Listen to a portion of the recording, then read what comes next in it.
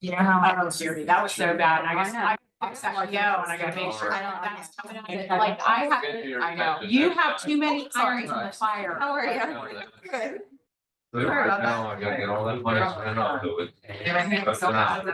I got 2 of those letters. With my, oh, Lisa, you took the first page, I didn't get it back, to take out that line, do I have anything on that page? I don't think I do.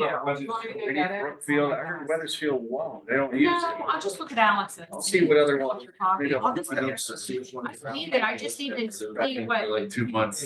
Sure. Did you want to go through the appropriations? Yeah, if you want to, I just want to explain why. That's, you know, and Devin is my sick note, really. It's usually. I like. No, I know. No, I have the first down here. I did, I don't.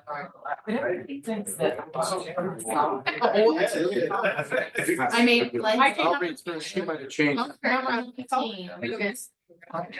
Oh, she must have changed something. Did you change the agenda? Yeah, I did. Yes. Okay, because I wrote down certain things, but that's okay. I'll see it.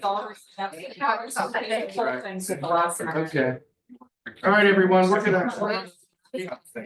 Welcome, everyone. We're running a little late. Hello, Randall. Hello. Madam Clerk, roll please. Mr. Malloy, Here. Mr. Bernard. Here. Mr. Hernandez. Here. Okay, so we're gonna start with agenda item 1, dispense reading of the minutes of the workshop dated April 22 and the regular meeting dated April 23 of 25. 2, to approve the bills. And I'm gonna turn it over to Shara, who is going to explain the auditor's appropriations, which I wish the auditor were here once again to explain these, but she continues not to come, so that's her choice. But Shara, please. Sheriff Taylor, Commissioner's Office. Essentially, like the first section here to approve additional appropriations. The reason that is done, like I have 3 on there. They're all ARPA. And if there's a change in cost, we need to get additional appropriations into that line item. Okay? Now, in the second section, to approve transfer appropriations, that's if you don't have enough money in a certain line item. So like if you look and you'll see Microsoft Office in the explanation, and most of them are different. It's because different departments had different amounts in that line item, and they needed to add the additional monies to cover the cost. Like I will have that on next week. I need an additional like $275, I do believe it is, put on there. And it's really critical to running the county with Office 365. It has made things so much easier with different departments.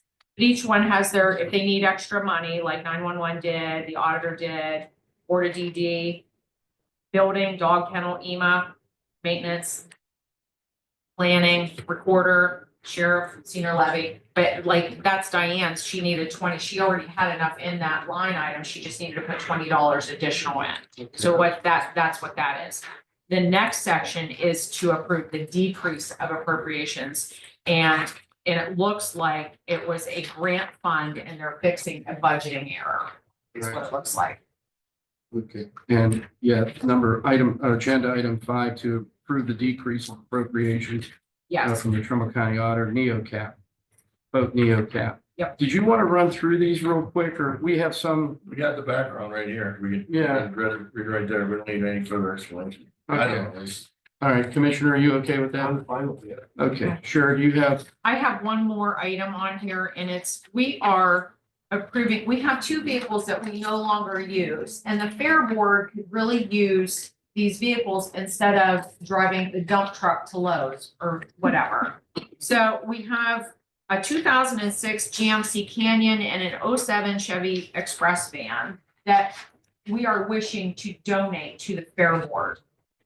And that is an allowable item in accordance with RC 307.12. okay. So hopefully you approve that. Agenda item 6, per your request. Did you want to look at that and explain that? Six was just literally, that was an amendment to change the fund number. Because the first number that was in there is erroneous. 5610-505610, that is engineering. That's our line item that just shows engineering. So we needed to change that fund number. So that's all that was. Okay. And it It was says, an optional amount. It really should have been put on the original purchase order. I think someone didn't realize that, we weren't going to, we do need to utilize that. And it's minimal, 1800, yeah. $1,840. And that is out of the ARPA funds. That is for the fairgrounds. Okay. Did you have anything else, Sheriff? I do before you not. needed to get back? Nothing else? Everything's good? Yeah. That's good to hear. Thank you. We like that. Yes, Okay, thank you. I'm going back. all smiles. Thank you, Sheriff. Thank you. Mr. Chairman, I guess while Mr. Danzo's here, when we transfer a vehicle or donate it, is it still gonna stay in our name or insurance, or do we have to put it in the Fair Board's name and then they insure it separately, differently, or is it all under the same thing anyway? Bill Danzo, Prosecutor's Office. I believe that this will be a title transfer to the Fair Board. They are a separate entity, which means that they would need to also get their insurance to cover it. They would need to Plates. take care of all, plates, anything like that. I don't believe they're under the county's Corsa coverage. They're not. Okay, so then it would be all independent with them. Now, being that we own the buildings at the fairground, we own the fairgrounds, is that under the course's coverage? Or is that a separate whole thing also? Well, buildings are different than cars, so if they're gonna have to figure out what they're doing with the car. Did anybody talk to them about that? No, I'm just asking for my own reference. As far as the buildings go, I believe that Corsa does cover They do. liability in buildings out there. Right, but buildings and cars are different. Right. So they're two different Yeah, policies, so right. Yeah, I can't explain, You know, Well, they would have to have their own because they're on the road. or they would have to add it to Corsa scope, which we're talking about today, so that's kind of the utmost importance. I mean, we could always add two cars if they're ours anyways, we were already insuring them, correct? We are, but we're not gonna be the legal owners. Once we, that's hence the transfer. We want to transfer them to the Fair Board. Yeah. They belong to the board, They need to they're figure out their own drivers, insurance. yes, it's literally, they have to have their own plates. If they want the cars, Yes. then we're relinquishing everything from the cars, period, is the way that I guess we're looking at this, but I don't know, because I was just, Yeah, I'm no, just they going by what I know right now. originally, like, they wanted to, Bill Hart wanted to donate them to the Fair Board just to use on the grounds, no plates, no nothing. And really, they want to take it, they want to use it on the road, especially the canyon, to go to Lowe's or wherever they need to go. It's going to be a lot cheaper to run that than it would be a dump truck. Yeah, they're gonna have to, I get it now, So, so they're not just used for, I'm sorry, but No, the original it- intent was to just use on the like grounds Correct. themselves. And that was before since they want to plate them and take them on the roads, then therefore we would need to transfer them to. So we just to the transfer it board. and it's just on them to Yes. figure out their own insurance. So. Yes, 100%. Okay, Thank you. thank you. Is there anybody here from juvenile court? Okay, so I'll read this on agenda. So to approve amendment number 3, Ohio Department of Youth Services Subsidy Grant for fiscal year 2025, authorize myself, Rick Hernandez, President Board, to sign the amendment. Amendment number 3 is necessary for the purpose of realigning funds. Further support youth programming needs allowed within the grant. Youth Services Subsidy Grant Fund number 112 operates from July 1, 24 to June 30, 25. No cost to Trumbull County. Anyone here from TAG? Oh, okay. Just give your name. Yeah, Detective Nicholas O'Hara, Tag Drug Task Force. We have, this is, do you have an agenda? Oh, you know what it is. Okay. Yeah, it's for a certificate of confidential funds. It's part of our pre-award conditions for the 2025 Recovery Ohio grant that we applied for. We are going to be receiving 30,000 on that grant. And the signature for the certificate of confidential funds is strictly for stating that if we allocate any of that money towards confidential funds, that's what we're going to use it for. Part of the pre-award conditions for that grant There's other things as well as the certificate, and one of them is the budget. And right now, we are allocating approximately $9,000 to $10,000 for confidential funds. Great. Very good. Thank you. Appreciate that. We'll move 9 through, actually, Gary, Trumbull County Engineers Department. Thank you, Commissioner. Gary Schaefer, Trumbull County Engineers Office. Number 9 is to concur with our office and authorize the clerk to bid out or advertise for bids for the Trumbull South Main Avenue Bridge Rehab Project. That's the bridge over the Mahoney River just south of downtown Warren. That project is funded at 95% by a local major bridge grant we came through ODOT. Number 10 is to concur with our office to grant the right-of-way permits listed. 11 is to concur with our office to grant special annual fleet permits as listed. 12 is to concur with our office and grant the quarterly operator fleet permit listed. 13 is to concur with our office and grant the special hauling for steel coil permits, JARO and PINI. And 14 is to approve the change order number 2 and final, Shelley and Sands. That was for our Austin Warren Road, West Park Avenue resurfacing project that finished up last year. And that's for a net deduct of $56,685.39. Great, thank you, Gary. I have one question. Yeah. On the Main Street Bridge, Main Avenue Bridge, Yeah, is that bridge gonna be, will that road be closed down entirely or we're gonna have to close that road entirely during construction. and for how long? It hasn't been Anticipate- determined yet, but I think 120 days is what we're gonna anticipate, 120, 150 days. We couldn't keep it open, just the type of structure it is. You can't keep vehicular traffic during construction. Well, Gary, is that the same one that's getting funding from OPWC? No, that's the West Market Street Bridge. It's down there by the Huntington Bank building. So that one will be done at the same time? This will be done next year, yeah. Well, yeah, they're staggered a year apart. So this time next year, we'll be going to construction, with West Market. so when do you anticipate that Main Avenue will start? If everything goes If on. everything goes well, August.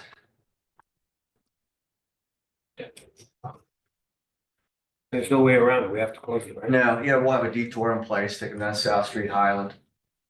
Detour won't be that bad, a little bit of getting used to in the beginning, obviously, because there's a lot of cars on there. I'll have to reroute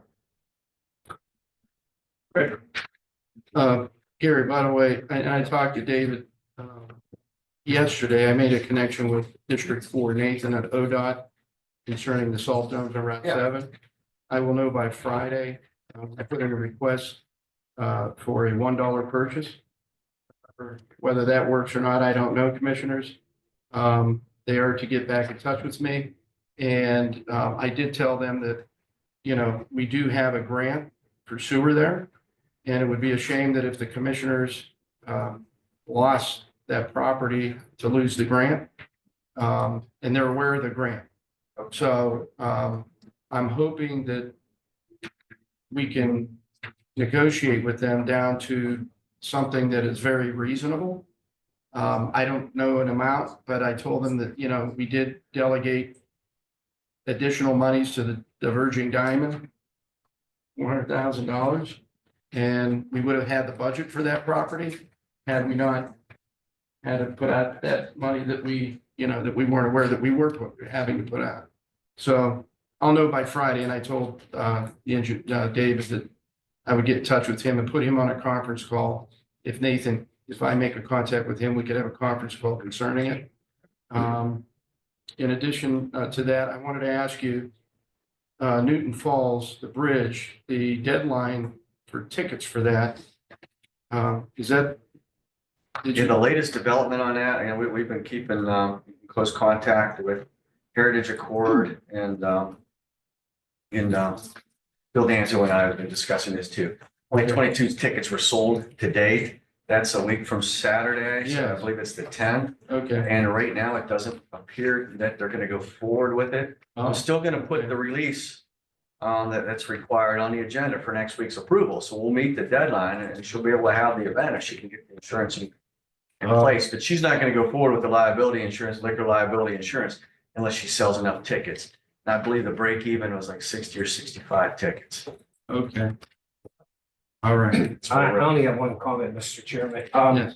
I was under the impression that we were gonna put a package together, for the Hubbard Brookfield Outpost. And, I just received 2 more letters of support from Hubbard Township and the city of Hubbard, and I have 2 or 3 other letters in here.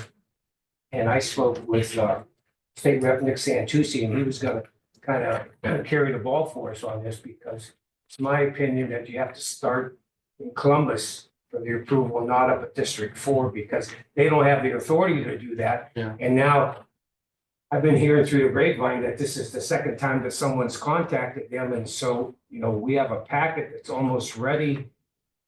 So, we just stop that and let you and David handle it, I guess, but, Yeah, well, Nick was fully aware of it. Sandy O'Brien is fully aware of it, and so was David Thomas, so. Yes. And I thought the engineer at the last COG meeting, he was fully aware of what we were trying to do, but I guess. so I missed a step. I talked to, David Thomas and I had a conversation. I called him. He made a connection with ODOT. ODOT said they wanted to hear from the commissioners. So I said, well, who do we call, David? He said District 4. That's who wants to talk to you. So this came from David Thomas. I don't think they have the authority to grant us what we're asking for. I think it's gonna have to come from Columbus and. Well, he said his board, Nathan said his board, but I have So no, I mean, I'll just present you all this and you guys can just. oh, absolutely. I mean, Yeah. those letters of support are absolutely. So I guess what I'm saying is that, we'll leave it in the hands of you and, David and Mr. Farrell. Then I'll give you all these letters after the meeting. That's fine. Okay. All right, we're gonna move forward. Planning Commission. Julie? Julie Green, Trumbull County Planning. Already through with all of the county engineers. Yes. Yeah, we're on 15. Sorry, I was emailing people. Okay. 15, to authorize change order number 2, it's a final adjustment of quantities for Straight Line. They were the company that replaced the ceilings in the rooms that were affected by the flood. And so this is just to reduce to the actual cost of the contract by $75. And that's Mark, and I'll work with Shara to make sure she sees that. Item 16 is to authorize a 30-day no-cost time extension for an existing contract with DeSalvo Construction Company. They're the ones working on the Howland Senior Scope Center. And it's coming along very nice. There's 23 CDBG grant allocation funds in that project as well. And then item 17 is to authorize a change order 1 and final for a contract with DJB. That's another contract that our office is administering with ARP funds for replacing the carpet, again, related to the roof that was replaced in the subsequent flooding. And the additional costs are to account for unforeseen issues with double glue, double padding that just were not known at the time of developing the scope of work. And so they had to rent a special machine to take care of. Some of the rooms had padding that was glued down and then the carpet was glued on top of it. So, and I must say, the company, the hardest working people I've ever seen. They're just amazing. They're, I think, finishing up today. So at the next planning commission meeting, you can see the results of that. So thank you for agreeing to pay for those things for the ARPA funds. We appreciate it. Julie, what did the floor look like under the carpet from having all the water sitting there? I mean, there were certain areas that, you can tell were underwater. But no wood damage or anything, nothing under your place structurally under the carpets? A lot of those floors are cement, so there's really no, it wasn't a wood base. So it's either cement or just old tile that was left in place. Okay, thank you, Julie. Commissioners, have we heard anything from the Port Authority when we had discussed that monies that were, remember, we attended the meeting when they. Have you heard anything, Julie? Regarding, No. regarding. Nothing? That there was correct me if I'm wrong, but I would think it was around 20 grand that was in their account that they were going to discuss with the board to transfer to the planning commission. I think it was what community, Oh, okay, I got you. yeah, that was going on. Yeah, Yeah. Nick has followed up several times. I don't believe he's heard anything. He's at Do you want the, to talk to Anthony? Yeah, I can have him bring it up next week. I'll handle that one. Okay. he's at the Fed's meeting with Eastgate right now, so I can't ask him. But Yeah, The comprehensive economic development strategy session, sorry. And I do have stuff to discuss, but I can wait till the end. Prefer. We could do that if it's not on this That's stuff. fine. That's It's good. not on. okay. Okay, so Metro Parks is not present.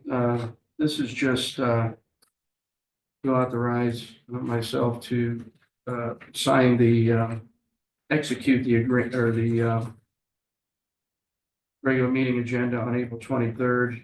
Item number 28, approved purchase of 2 easements of Ohio Edison. Total cost of the 2 easements was $63,040.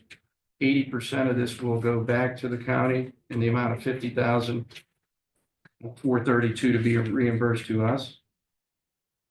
Entire amount needed to be appropriated is reimbursable grant and to approve appropriation and transfer the funds necessary for this purchase.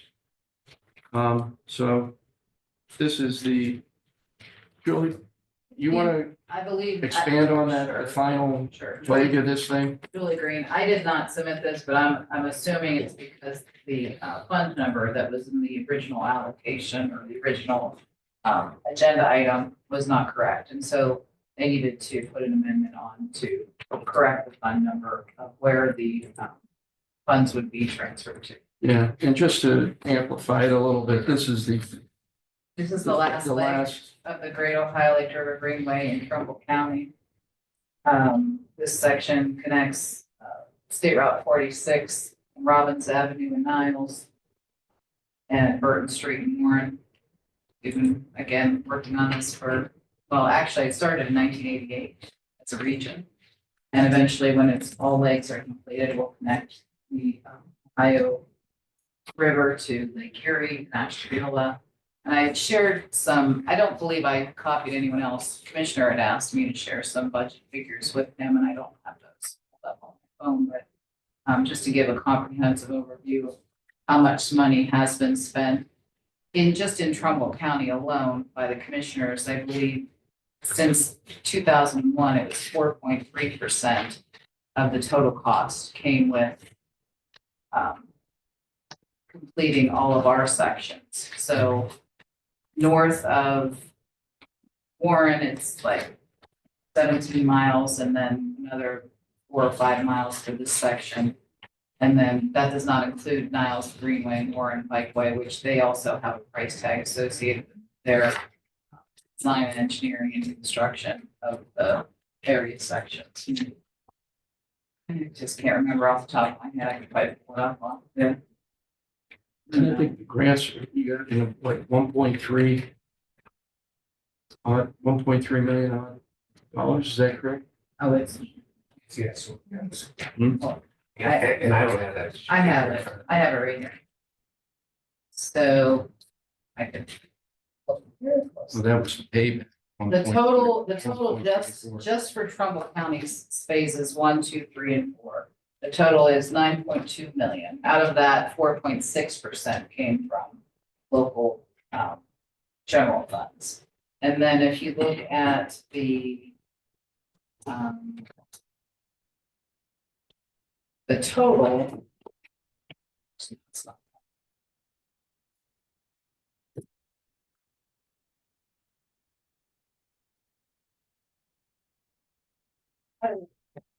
Well, we could get back into that later. Yeah, I'll send it to you, but it's a significant amount of Right. money. For the And- 4 counties, it's probably 50 million. And we were told that if we weren't to move forward with this, that we would be paying back 1.3. For Right? this some odd million particular dollars. phase. And I'm gonna check the validity of that. Because I talked to people in Mahoney Okay. County where the bike trail stopped because there were some lawsuits. And I don't believe personally that that's true, because how would the state know what we're gonna negotiate the prices for with these properties they can't make us pay whatever the landowners want to charge us. So there are hangups here. We negotiated this price, but what if this price would have been 10 times that? Would we still been liable to pay the money back or pay it? I don't believe that's true. I don't believe that's truthful. So I'm just stating here, when Zach comes back for that last little chunk of Norfolk Southern, I want to see the documentation that shows we got to pay it back if we don't pay that amount that he's saying and who it came from, who is telling him that or what department is telling him that. And I want to see the written documentation before he comes back to us with that next leg. Just want to state that here for the record, because that didn't sit well when I heard the first time. Yeah, So I did a little more digging into it. And I want to see where he's getting his information. Can't speak. Julie Green, I can't. Because I was told the same thing with the dam, you gotta pay it back, and I talked to EPA, no, we don't have to pay it back. So that wasn't truthful, I don't believe, I've got my doubts on this here, we'll see when he represents it to us with the last leg. Julie Green. I can't speak for Zach, but I think my point of the whole thing is we've already spent $10 million on a project, whether or not you have to repay 1 million. I just think that it's a waste of our resources over the last 25 years. Well, I agree, we need to make it happen, Okay. but I just wanna see, he came in I here especially understand what said, you're saying. if you don't pay this, we're gonna have to pay back 1.5 million. Yeah. And Yeah. I guess I'm gonna call him on the carpet to show us where did he get that info? Yeah, I would hope that we could trust that that was the truth, but like you say, Commissioner, yeah, you do our due diligence and look into that. Well, I agree with Julie. I mean, we've gone this far in. We have this leg and one more leg, you know. Right, We need to complete it. right. We- But, We agree with that. but stating that publicly, Right, I know. now we're dealing with another landowner, and if I'm that landowner, and I heard, oh, they're gonna have to pay $1.5 million back, I can set my price wherever I want then if I know you're gonna have to pay it. I understand both sides of it, believe me. Yeah, I mean, like Commissioner said, and I know you're in agreement. We have to follow through. Sure. We have to you have to make this come to fruition. Just be upfront with us. Yeah, I just don't think that's good tactics to let the people we're negotiating with know. Basically, they could jack the price up 20%, 30%, what are we gonna do? We're gonna have to pay it, apparently, according to that. okay. The 19 was the car donations. Vehicles to the fair board. 20, Alex? Everybody's favorite time of the year. That's fun. Commissioners, number 20, Alex Dean, Jency Bush, Human Resources Department. Thank you for reminding me. Sorry about that. Number 20 is to approve the renewal proposal and execute the participation agreement as submitted by Rossi Insurance and the Trumbull County Independent Insurance Agencies from the County Risk Sharing Authority, aka Corsa, for general liability, property damage, law enforcement liability, and auto fleet insurance coverage. Coverage would commence May 1st, 2025, and remain in force for a period of 1 year, excuse me. Commissioners, I want to take some time and really go over all of this, because this is a very large number, as we were made very well aware of. So first of all, I would like to just make sure everybody understands what Corsa is and what they do. So Corsa is a county risk sharing authority. It is a self-insurance pool for Ohio counties offering property, liability coverage, and risk management services. Corsa was established by the County Commissioners Association of Ohio, CCAO. Today, Corsa provides property and liability coverage as well as risk management services to 72 of our 88 counties in Ohio and has additionally taken on 47 county affiliated public entities. So, for example, not that we have it here, but they take on metro parks in other areas, or they take on other quasi judicial kind of governmental agencies that aren't necessarily underneath the Board of Commissioners. Liability insurance look-back periods, this is extremely important, Commissioners, typically range from 3 to 5 years, and claim histories can stay on our record for 5 to 7 years. That's called the tail lag. So, for example, a claim was filed in 2020. It's still affecting our premium rates, potentially, is what I'm trying to make sure to get through to this Board of Commissioners. And every single elected officials. This is not just about the Board of Commissioners. Corsa, if Corsa is insuring you and you're an elected official, this applies to you as well. And employees as well. This means insurance companies will review our previous claim history, both frequency and severity, to assess our future risk and set our premiums going forward. Today, the market as a whole saw a 12.07% increase in insurance rates. That was for the year 2024 to 2025. Trumbull County saw an additional 11% increase from our 2024 invoices plus exposure to date, making 2025 Trumbull County net increase 23.25% from last year. Commissioners, I'd like to direct your attention to the spreadsheet that I gave you. This will tell, I'm sorry, let me start with so the insurance is broken down into 3 buckets, which I kind of already talked about a little bit in the beginning: property, liability, and auto fleet insurance. So it is very normal that we may cover somebody's property because we own the buildings, but we don't cover their cars because we don't own their cars. If the cars are owned by the commissioners, we cover them. It is very something that I'm trying to continuously educate everybody on, because we're going to get there, is every single building in this county is owned by the Trumbull County Board of Commissioners. Every single car in this county is owned by the Trumbull County Board of Commissioners. It may have a sheriff's name on it. It may have an engineer's name on it, but those cars are owned by the Board of Commissioners. They are titled to the Board of Commissioners, and they are insured by Human Resources Department through Corsa. It is one hell of a job. So every time I stress this to everybody every year, anytime you think about buying something, selling something, all of that needs to be communicated to county HR. We have drones that were never counted for. We found them in the sheriff's department. You know, there's things that we keep finding along the way. We're getting better, but we have to be 100% accurate on what we're insuring, because you're going to see that that's drives a huge increase in our costs. Because when I came on board, which I'm going to show you this in the spreadsheet, in 2022, we found 100 cars going into the next year that were not insured. So of course our insurance is going to go up, but you got to report your cars, got to report your property. You have to report everything. Okay? Sorry, Paul, did I make that clear enough? You're like laughing at me right now. Well, I have a little bit more, but go ahead. I just have one question, Julie Green. So purchasing cars and buildings, wouldn't that all be journalized? Yes. That's my own question. Yeah. So, Alex, so when we're talking about cars, we're not umbrella. In other words, they have to insure individually by title. Yep, every single car. You got it. That's another piece. So just because it's journalized doesn't mean it's titled yet, doesn't mean any of that. So that's not our job to go chase that down. So, but I guess I'm just thinking of people who are purchasing Yep. things. They should Maybe- know to communicate. Perhaps they didn't. Perhaps they felt that if it was journalized, that would be the indicator to the commissioner's office. So if there is another process, then that is a good thing Yep. to share. And I have been sharing that for the past since I've been here. So Good. you are to communicate Good. whatever you buy with county HR, period. Good. If it's a car, you are to let us know. You can journalize it all you like. I don't think until that you that actually was get the title. conveyed previous to you. I don't think so either, yeah. All the engineers, cars and equipment, bulldozers. Thank you. That's another good example. So all of the equipment we insure in this county. I have spreadsheet upon spreadsheet upon spreadsheet that I send out to every single entity in this county. We do a renewal every single year. It's very cumbersome, time intensive. And I go through every single piece of equipment down to boilers, down to, bulldozers, you name it. It's on our equipment log sheet. So, and we have to insure every single piece of those, equipment. Yeah. Printers, Well, my question copying is, machines. You'd be surprised the things that are insured, but they are, so. well, if we buy a vehicle and it's in the commissioner's name, so the title should come to the commissioner, so we would know about that vehicle. correct? Eventually.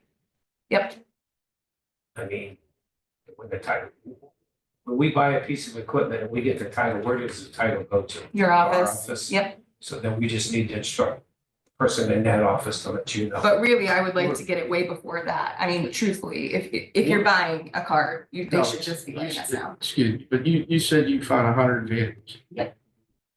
What department? They were all What's over the most? place. So there wasn't any certain department that was, And a lot of them were vehicles that were, sitting in junkyard, so on and so forth. All those vehicles still count. Those Oh, are yeah, still 'cause the vehicles that liability we- issue. Yeah, absolutely. where, this is a big number, 23%. Yeah. Where, is it across the board or is it mainly in Well, liability? we're gonna go over that right now. I just All stopped right. Jackie by earlier, but that's okay. Sorry. No, you're fine. All right, so commissioners, property is breakdown of $314,144. Liability is your biggest bucket of $603,000, 600. One, and then the auto fleet is $111,000. All right, So that liability bucket is huge. I need you to everybody to understand what goes into that liability bucket is general liability, public officials liability, law enforcement jail, and law enforcement non-jail. We insure every single law enforcement, okay? We insure every single person in the jail. We insure all of that. Every single claim that comes through the jail is extremely expensive, as is public official claims, right? Wrongful terminations, wrongful death suits, you name it. There's a lot of things that fall into this liability bucket, a lot. And I really want to kind of hone in on, if you go to this right here, it's kind of put together really nicely for you. So you'll see the evolution of where we went from 2019 to 2025. One thing that I want to really call out to the Board of Commissioners is the increase in the property and county. That's my first bucket up top. You'll see that just alone in 2023, when I came on board, we had 249,000. We roughly, our county values were 390,000. That has increased quite a bit. As of today, our property values are $425,000. What you see, there's obviously properties have been reassessed. We know that, so we expected that property values were going to go up. However, I want to call this number out to the board because, again, any property that we're not utilizing or underutilizing, or, these are things that we're just maybe sitting on that we're insuring, and it's a lot of money. So we really, really, really need to make sure that we're prioritizing before we buy buildings, if we want to sell buildings, whatever we want to do. But I highly encourage the board to not kind of keep looking at buying more, and let's look at what we have, because it's already costing us a lot of money just to insure it. And are these buildings 100% in tip-top shape, or is this driving some of our claims? Answer is it's driving some of our claims. Old roofs, old whatever the case may be. It all adds up. Alex, real quickly, the vehicles that we just bailed, I just had Are to take a they- picture and send it to Courtney. That's the only way will they I, reduce the number here? well, I or- reduced it by 2, but I know it's not a lot. I mean, I know it's Yeah. not a lot. I just didn't know if they would have to be included to anything that we get rid of. it's too late. We're already, this is your cost for this year. Oh, so they, And if it were gonna change, to be quite honest with you, it might change by like $1. I'm not sure. Right. I mean, they're really old vehicles, and I don't even know if anybody drives them. I don't know. I don't know what, they probably just had liability. That's kind of part of the It's- problem is I don't know until I know, We until I have come. 376 vehicles, Well, I was gonna get there. with Yes. 1,400 employees. Sounds like we are Right. way right. too many vehicles. Yep, so commissioners, I did this for a reason. I want you to truly start to see what we have, because it's, to me, astronomical. All right, so fleet auto, In this 376 is part of those vehicles that, say, those 30 or 40 or 50 that were over. I just asked that. She said it would only change by a, oh, I thought you meant the 2 today. No. no, those ones that we bailed. I'd have to look and see. She hasn't transferred the titles as of yet. I'm that sure I at know of. 50, at 40, 30, That's 40, 50. liability right there. That have to come off. Right. It is, I'm Right. sure. Yeah. We'll have to look into it, so, Yeah, again, that's why I asked about that, because we bailed them and we're no sense in, Well, my big question here is liability from 389 to 603. Is that because of all the county lawsuits? yes. Well, not just the county lawsuits, that's every single lawsuit. So I don't wanna misconstrue. It's not just, commissioners' lawsuits. It's any lawsuit in this county in totality. So like I said, wrongful death, it could be lawsuit in the jail. It can be a lawsuit in the engineer's office. It can be a So lawsuit do we have a anywhere. copy of all those lawsuits in 2024 that would cause that to go up this much? Well, so it's not just 2024. Remember, it's the 3 to 5. So it's a look back year of 3 to 5 years. I show you that right here. So when we're looking at insurance, the typical range is 3 to 5 years, and it can have a tail lag of 5 to 7 years. So really what you're looking at, what's hitting you in 2025 is lawsuits from the previous 3 to 5 years. That's the most important. So why didn't it jump that much from 23 to 24, the big jump from 24 good to question. 25? So right now we have some high money claims going on. Well, I'd like to see them. Some open lawsuits that are still going on. Open ones, but they should be going by settled ones. Open ones shouldn't be affecting rates yet. They don't go by set. Commissioners, you need to look at bullet point number 2. I can't stress this to you anymore. Just because you close a case, that you still are incurring that debt. It's like a debt system. You're paying that off for a long time. That's gonna hurt your severity frequency for, like I said, 3 to 5 years. So any cases that would have been closed, even in 2023, you're still potentially being dinged for those. That's how this works. Do we have a number of lawsuits that are ongoing at the moment? Yes, How many lawsuits do we have current? I can get you that number when I leave here. I think it's roughly 15. I just looked at the number before I came in. Those are, unfortunately, Corsa has asked us, and Bill, I'm gonna defer to you. Corsa has asked us to be cautious about how we speak about lawsuits in the public. How we what? Speak about lawsuits. Oh, no, in public. I don't, I'm just looking for. No, we were just looking at I don't need numbers. names, I just need a number. But it's important to stress to you that this 2025 number isn't just due by the 15th open. I can't stress that to you enough. It's cases that might have just been settled in 2024, 2023 that we're still paying. You also have to remember, there's cases back from 2018, 2019 that are still open, believe it or not. Cases tend to pen for a very long time. Court's expensive, very expensive. I get it and I see it, but looking back from 2019 to 2024, the increase isn't that much, 50%? but yeah, from 2024 to 2025, it's Mhm. huge. I have to think that has to do with the last couple of years, I would think. Well, so I I mean, I know between 22 and 24, 3 lawsuits that cost us 800,000 insurance paid out. that's what I was gonna say. Look at it that way. I'm sorry, I don't mean to be that way. So I but mean, you that's gotta almost a look at- million just in 3 lawsuits, the Yeah. county engineer, You have to and look then at it for what it is. French go era. Well, hold on though, and I want to be very clear, guys, this isn't about, I hate to make it that, but it's not about finger pointing. I have to be very clear. There was a Newton Fall covered bridge that cost us almost $1 million. And the engineer's office, it's not your fault. It's nobody's fault. That's what we have insurance for. But believe it or not, yes, a lot of this is lawsuit driven. Okay, I'm not going to sugarcoat it. But a lot of it is also paired with significant losses and property damage in historical bridges, in huge car accidents, wrongful death suits. What I need you to really look at here is public officials was the biggest increase, yes, in 2025. Okay, that is the hugest increase, 201%. That's astronomical. We got to work on that. Law enforcement jail though too, also increased by 35%. Law enforcement non-jail increased by 62%. That means that it's a conglomerate of things. Just to be very transparent here. Well, So how do we shore that up? No more lawsuits. I mean, so, I mean, I understand that. I mean, is there something that you need to be talking to the public Yes. officials about? Yes. Or should we call everybody in and have a meeting on it and let everybody know, you know, Well, what commissioners, what they can do and to be more cautious? I mean, your human. We've had course of training over the last 2 years.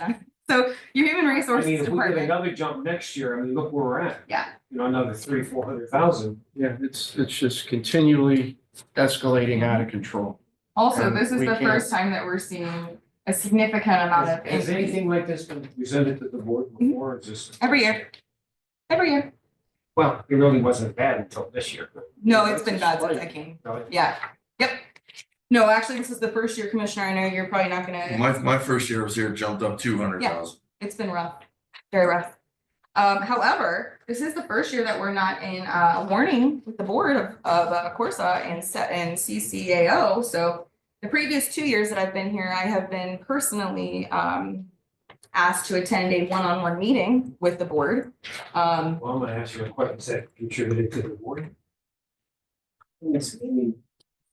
That's good. Well, because of the fact that the board doesn't have any issues ongoing with current. We view this as a new chapter and a new horizon that we're trajectorying ourselves into, and we need to quickly. Because what I'm telling you is, as I've been telling you, the past 2 years that I've been here, not even 2 years, well, it's 2 years in March, but this was a slippery slope. We know why the numbers are the numbers.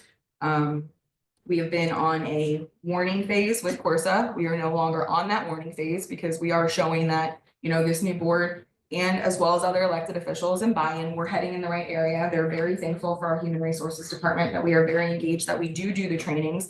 What you don't see behind the scenes is all of the trainings that we're shoving down everybody's throat. And I know it's annoying. I know it is. But Corsa, we do defensive driving classes. We do FMLA training. I offer training all the time for everybody in this entity. I stress to everybody, if you do not know what you're doing as far as an HR question, don't do it, because that could be a wrongful termination. That could be there's so many things that can happen. You need to make sure that you utilize your partners who are trained in these things. anything, if you think to yourself, could this turn into a lawsuit, call 330-675-2588. Call us, and we'll make sure that we get you the proper training or whatever we need to do. Our accidents are going down, so that's a positive, thank goodness. So believe it or not, if we can just target this bucket of public officials, we'll be better in the long run. Is concerning public officials. Mhm. Why do we see such a large increase when the board is operating probably at best that it's had? Well, you just got In here years. 2 months ago, so that's why. So Oh, you, so Our so numbers are short term. reflected. guys, I have to stress this again. This is the past 3 to 5 years. I can't say that I cannot say that any more professional than what I'm saying here. What number you're seeing in 2025 is based off of the past 3 to 5 years of claims, severity, and frequency. That's all I can say about that. Did Corsa mention that at some point that these rates will go down So as of course, depending on yeah. the They don't have a direction of crystal the. ball. You know, obviously, I wish that I could say that, and I do believe that they will. I believe they will. Mhm. However, I can't tell you that somebody won't die in No, jail. I know. I can't tell you that somebody won't, you have to understand that's a lawsuit against that public, it all matters, it's all relevant. Okay, I can only control what I can control, and I can continue to give the trainings that we need to keep going on with. You guys just got an invitation for mandatory training in June for the Board of Commissioners and for the entire county. Again, that's a mandatory training. We have to meet 80% to be able to get money off. As you can see, we don't get a lot of money off, but at least we got $67,000 off, and that's all because the HR department is making sure that we're training and doing the trainings that we need to do. Okay, every little bit counts. But I need every elected official to make sure that we're doing defensive driving, that we're doing every single training possible out there. That includes, but not limited to, the last page that I put in your packet. So law enforcement and cybersecurity are a big driver of claims as well.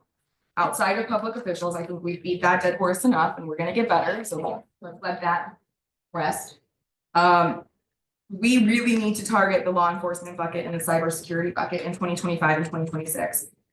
What I am doing is working with Corsa. So as you can see here, under law enforcement, so subsidized risk management services means that it's subsidized. So we will pay a little bit, but they will also help subsidize or offset those costs. Some really important things that I want you to look at there, commissioners, is jail body scanners.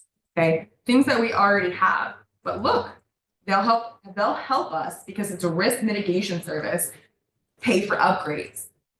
So remember last week we were talking about potentially an opioid, using our opioid funds to do that. I'm gonna propose that we work with Corsa, because if they can help us with these things, then we should be utilizing those services. Also, it will hopefully reduce our costs long-term in insurance premiums. Body cameras, cruiser backups, jail booking system, software. Some of these things we already have, some of these things we don't. They already do the Corsa U online trainings because I, unfortunately kind of have to tell everybody they have to do that. Cybersecurity, another bucket that's very large. We need to make sure that we're doing, all of the above. Multi-factor authentication, anti-phishing, vulnerability scans, IT certifications. All of these things right here will help us and hopefully protect us from future claims. That's risk management. So I'm going to be working very heavily on those two areas because the way that I see it is I can't really help getting the public officials bucket down. I hope that we're just going to do that by default with, the new board here. But again, you're only 3 public officials in a very large county.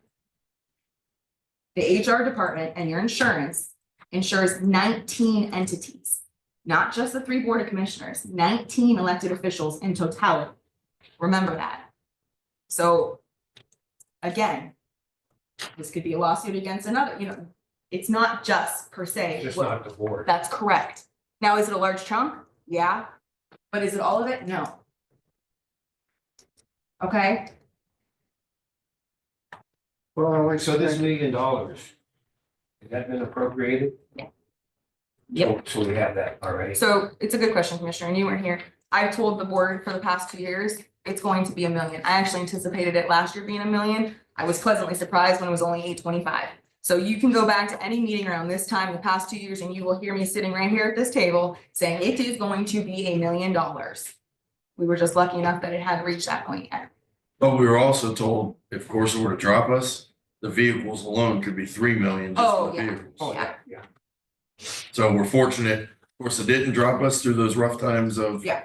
20 to 24, but so in essence, I guess us being in $1 million doesn't surprise me, doesn't shock me, and actually I'm glad it's $1 million and not zero coverage that we have right now because of the stuff we went through. Well, And some of that is still pending, and I'm sure they've been in court with it, so those ones. and again, They're we probably need to stress speculating. to all the other public officials. It's everybody. Yeah, it's not I mean, just. we can do whatever we can do here, but if you have another public official that Right. continues getting sued, that's gonna reflect on that. Right, and I mean, obviously, I don't need to stress this here, and I'm really trying to be as professional as I can. That includes not suing each other. That include, I mean, unless obviously, first of all, if somebody was, obviously discriminated against or something significant, obviously, by all means, I'm not saying that that should be turned a blind ear to, a blind eye to. However, what I do mean is public officials suing each other. It's gotta stop.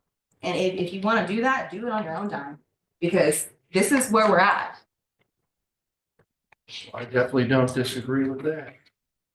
Okay, let's start with the elephant in the room for a second. There is a settlement with the auditor the other day. Who's paying for that? Because that's a question we're all getting. Well, that, I don't that think should the not answer's come. back yet. I think they sent a request down to the auditor's office, and we have to wait for that to come back before that question gets That would be answered. at the expense of our general fund, would it? That's an elected position, or that should come out of the auditor. I Well, don't let's think it just, should come let's out wait of and the see what the commission. auditor says, before I think we get into discussion about that. I think everybody's waiting on the answer back from them. I think we need a little bit more information. But There Commissioner. could be appeals and everything else. It's, we're away from that, but Yeah, but I'm getting the question, you're getting the That question. costs more money. Right. We all understand it. So what I can tell the board right now is that beyond a shadow of a doubt, this was not a Corsa case to start off with, okay? What that means is there was not a Corsa appointed attorney to handle this case. The auditor chose to hire her own counsel. Not that that matters, but just so you know, nothing in this number right here is reflective of what's been going on with that specific case. Now, what would change is if for some odd reason, and I'm not even gonna go there, that the payout comes from Corsa, but that's not even on my radar right now. I'm just gonna put it to you that way. Or my question is, how could that happen?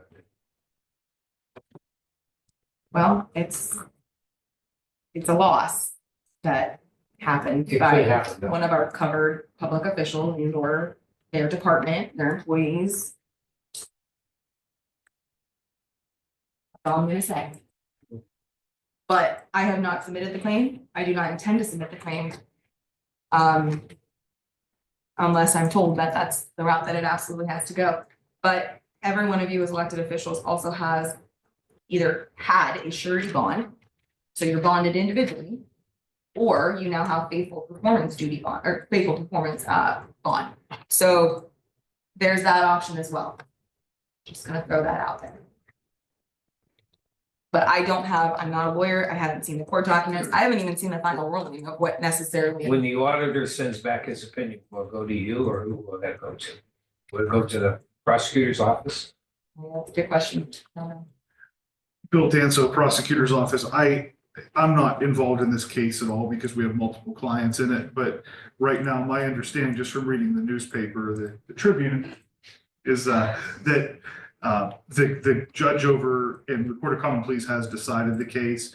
And there is a discussion going on about whether there's going to be an appeal, what's going to happen next. So a lot of this is really up in the air right now.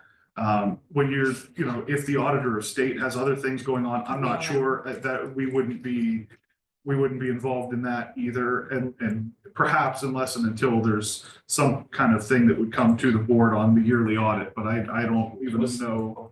Okay, so the rumor has it that the auditor of state is looking at it. So who sent it down to the auditor of state? Or is it even there, is my question? I don't Or know. is that just strictly a rumor? Are we waiting on something that may not have been sent down there?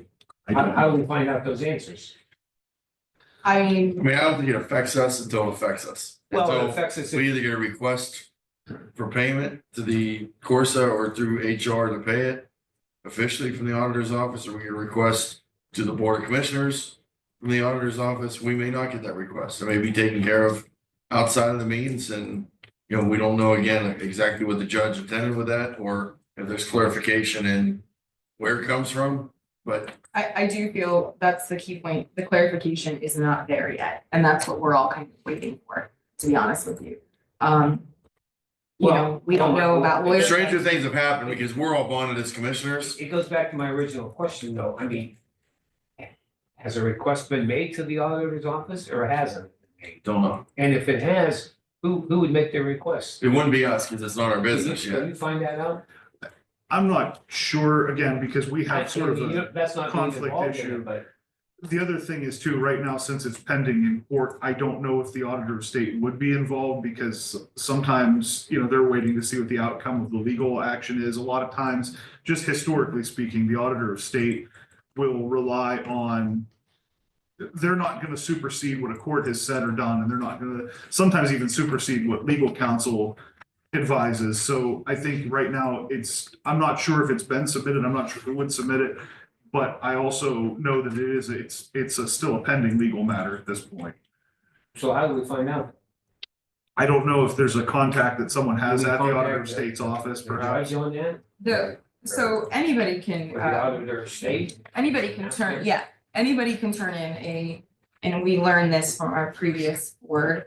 Anybody can make complaints. It's an open kind of, the Ohio Ethics Commission, the Ohio Attorney General, all of those things, anybody, believe it or not, can make a complaint to them to look into further investigation. Sometimes they will, sometimes they won't. Specifically, the auditor of state did stop doing our audits here in the county because of a specific, you know, we had some issues in the past. So we are now using a third party to do our county audits. So what I'm saying is the auditor of state used to actually do our audits here and they are no longer. It still goes through them to find somebody else to do it, but they will no longer do our audits here on a regular annual year. So who's doing it? It's a new company called, hold on, Or can we get back with the auditor? Clerk Schaefer. Clark Shaker Hat, thank you. We are still, of course, able to turn things into the state auditor. That doesn't preclude us from doing that. Especially now that I think that we've kind of, again. So does it cost us more or less by going through this third? No. party? Well, I don't know, the auditor I'm not quite sure on that, to be honest with you. So, I do know that it was all journalized. It was, well, I mean, I know it was journalized. I know that it was told to the Board of Commissioners in the past. The auditor had to speak to that, would have to speak to that. But we can still turn things in to answer, anybody can turn things into the state auditor to answer your question. I'd just like to know whether, I would believe, and again, I really don't, I'm like Bill, I don't really have any say in any of this. I'm kind of just waiting for the final answers and clarification so we can figure out how we move forward. I do believe it wouldn't surprise me if the Bezetta Township, you know, trustees turned something in. I mean, I don't know, but I mean, there was a reference to somebody had turned something in one of the articles. Again, is it hearsay? I don't know. Again, it really doesn't involve us It until doesn't. we're officially brought in. We have no requests as of yet. So we'll see if we're requested of it. Yeah. If we're requested of it, nothing's gonna get paid to well, anybody. it until doesn't it goes to us involve us. first. The only thing is if is awarding the money, then, you know, they need the money and, you know, we need to make sure that we can expedite the money to them as best as we can. So I would just like to know whether there was a request made or there wasn't. And I guess we're gonna have to try to find out. Well, there wasn't a request made of us yet. We know that. No, So the general fund, like I said, and I don't believe any of this should come from the general fund from other townships. It was state money that was lost. It should come from our general fund that other townships share in my opinion, but it hasn't come to us yet. So it's really not a decision for us to make yet. yeah, all the taxpayers should pay for that. I agree 100%. I think that's what insurance and bonds are for. If insurance negatively affects the whole county. Okay, we'll move on. As it did, like I said, as it did with a former commissioner, we paid out a lot of lawsuits which affected the whole county and it didn't come from her bond or our bond or anything. It was the county paid, so I don't know. It's a battle to be fought, I guess. Okay, commissioners. Thank you, Alex. Yeah, thanks for the detailed information. No problem. Do we have anybody here from the Veteran Services? No one? Okay, 21. Approve proceeding with proposed renovation improvements to the existing Veteran Service Commission building as designed by Phillips Secanic Architects. That amount, Commissioner, if you'd like, I can cover this one, I think, since nobody's from veterans here. Bill Danso, County Prosecutor's Office. This has been a long time project that was actually started by Mr. Brewer and Bill Hart when he was still here. The long story short, when the Trumbull County Veterans Services Building was built and designed, it had sort of a contingency for some extra office space and restrooms in the back of the facility that were not built out at the time. About a year and a half ago, perhaps, it was brought up by the Veterans Service Commission that they think it was an appropriate time to build out those remaining restroom and office facilities. The amount was not going to exceed the $75,000 competitive bidding threshold at the time. They went out, got multiple quotes from construction firms. And this, I believe, is the firm that they had selected back then as the lowest and best sort of proposal to build that out. I think just in the shuffle of Mr. Hart retiring, Mr. Brewer leaving the county, I think it kind of got lost in the shuffle there. And it sounds like they've brought this back for the board's approval. Again, still below the now new threshold of about 77,250. So it's something for the board to consider. Again, I don't know the details of all the funding and all the background of the review of the architectural or the review of the construction firms. But my understanding is that Phillips Secanic did sort of donate their engineering time to this project to help do the specs that were sent out for bid. But whose building grounds maintenance account is that? Is that out of us or is that out of their budget? Or is that out of the county's building grounds maintenance account they want to use it for? Well, it looks like it's an 001, so it would be a general fund of some sort. I just don't know. Sorry, Alex, the Agency Bush Human Resources Department. Anything with 001 is definitely general fund, but I believe this is our account. I could be wrong. Yeah, is there money in there?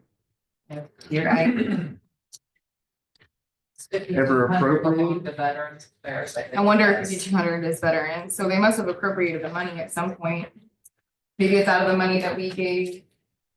I mean, because, you know, Well, they get so much. we do fund, yeah, out of 001, we give do, them some. right.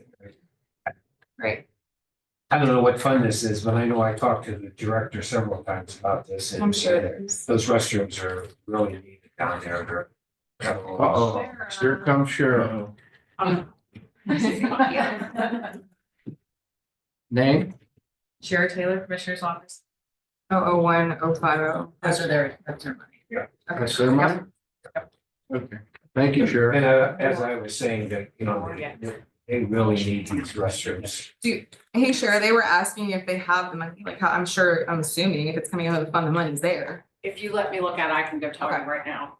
I mean, if we're appropriating it, it should be there. Can I but- borrow that 1 yeah. second? Right back. I guess my only concern with this is something they did get quoted back in 23, we're in 25 now. I guess he changed order. Is it gonna be over the threshold now or is it not? You know, they were at 53. You know, would it jump up that much or, you know, if they come in with a change order of $20,000, if that puts it over there, we're going by a pretty old quote. Mhm.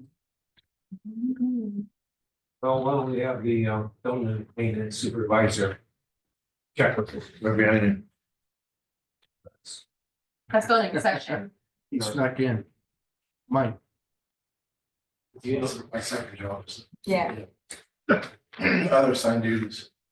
2%. I don't have either him or have Daryl look at it. They have plenty in there. Thank you very much. Sure, can you stay here for 1 second? Yeah, I want to listen to their presentation anyways. Mike Selinsky, Trumbull County Building Official. My recollection from this is that we had a low bidder already selected. And it was Coates Construction. That's what it says, yeah. I'm just wondering, it's from 23, is that bid still? Well, and I didn't see the construction documents, but my understanding is all the plumbing's underground. So it's installing some fixtures, some commodes, some water closets, some lavatories, and I think the partitions. They're just gonna build out what's there, so it shouldn't be that expensive. Yeah, it looks, I don't disagree. Like you said, Mike, it looks See like, the scope of work there. yeah, it says it's just improvements to finish in additional interior office space. So it does sound like. Oh, that's not the one I'm thinking about. Yeah, Office bathrooms. space, yeah, because the I one- think, I think it is. It's the And same. both, It's- and yeah, The partitions are gonna create the restroom and I think Right. a couple Oh, offices, additional but it's but it's not. interior, it's It's- not yeah. like. But the it's- plumbing was all roughed in when they did the building, I think it's. so it's not that expensive, actually. There should be a folder somewhere that has all the, Yeah, the somewhere. responses and the scopes of work, but It's here. Okay.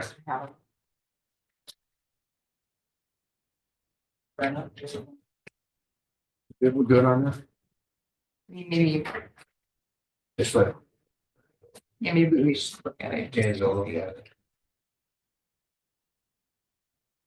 Sure, the reason why I asked you to stay, I don't understand this 22. Tom Bellish is asking us. Okay, I'm gonna read this. To authorize myself, President of the Board, execute on behalf of Trumbull County renewal certification application, Ohio Electric Governmental Aggregators, an affidavit with the Public Utilities Commission of Ohio. The renewals for July 27 and 25 through July 27, 27. I don't know what this is, to be honest with you, and have not received a response. Lisa, Do we did you know ask- Lisa? Did you ask him what it was Because I for? mean, I don't want to approve everything that's, we don't know what it is. What, it's good till 27, which I don't Yes. understand. Oh, okay. Yes, okay. This is for the electric. Sure, PUC. give her name, sure. Sheriff Taylor, Commissioner's Office. This is about PUCO and not energy suppliers. This is for the electric PUCO certification, expires 7/27/25. That would extend it from 7/27/25 to 7/27/27. Natural gas PUCO certificate was put on October 30th, 24. Then the certificate is attached and already extended through January 20th, 2027. So it appears like it has to be certified through PUCO, Public Utilities Commission. So it's not an Doesn't have- aggregate, no. Doesn't have anything to I don't know. do Would you with read- Corsa, does it? Yeah, but you'll get to see there's no say in this anymore, so we're going with a different company. Right. And I think he's trying to backdoor slide in, he's got Well, a I certificate, just- we gotta deal with them. program. I mean, I don't want to accuse anybody of anything, And we, but I, we You do, know not- we are on the electric aggregate until 26. This extends this PUCO certification, That's what I was it's gonna say. extending it 2 years. I don't know I why. don't get it They're either. every 2 I years. would though. say- We need to table this and talk, run this by CCA and see what To they get it extended. think this is. Well, can, I think that's another item. We can for look Mr. into Danzo. it. could you look into We it? can And look we're going to table this item, Okay. agenda item for now, because Okay, till we find out more about it. I mean, we have time. It's July. Yeah, Do you want me to take it off the agenda? yes, please. Okay. And make sure that Mr. Danzo sees it.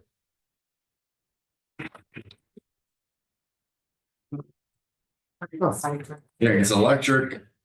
We went a different route. Gas, we're with them. Well, Right. here's my problem. If you recall, there was something with, he was questioning PUCO with Corsa, and we verified, right? But I Yes. don't know what, this just PUCO draws our attention. If we could get just an explanation from Yeah, Tom. we'll dig into it a little bit further. Okay. I was curious as to why it's for so long. I mean, Right. and Right. I did read the Thanks, emails Lars. about the, The electric. they weren't legal with PUC. I don't know. I'm like, Yeah, that's what I'm, And there was something about he couldn't negotiate because we Yeah. did exclusive with the other one. And right. I just think this is fishy. Okay. Till we get a better explanation. okay. Mr. Danza, I think you can handle this. I think the next one, actually, the. Oh. the public defense. I'm sorry. That's great. Commissioners, good morning. I am Laura Berzonski. I am the Director of the Trumbull County Branch Office of the Ohio Public Defender. And with me here today is Patrick Clark. He is our Regional Director for Trial Services. Thank you. Commissioner, and as well as Pamela Gant, she is our Program Administrator in our office.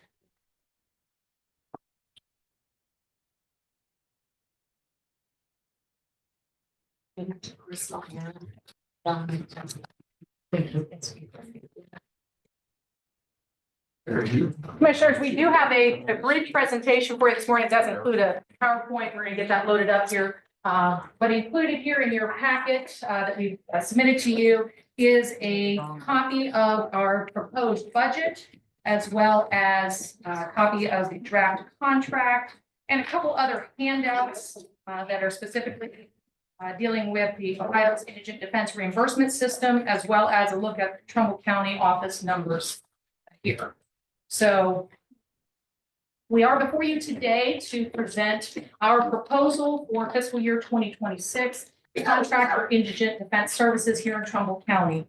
And fiscal year 2026 does run from July 1st, 2025 through June 30th, 2026. We have presented this contract to you today for consideration and are here to give you a little bit of an overview of the public defense, indigent defense system within Ohio, as well as what it looks like here in Trumbull County.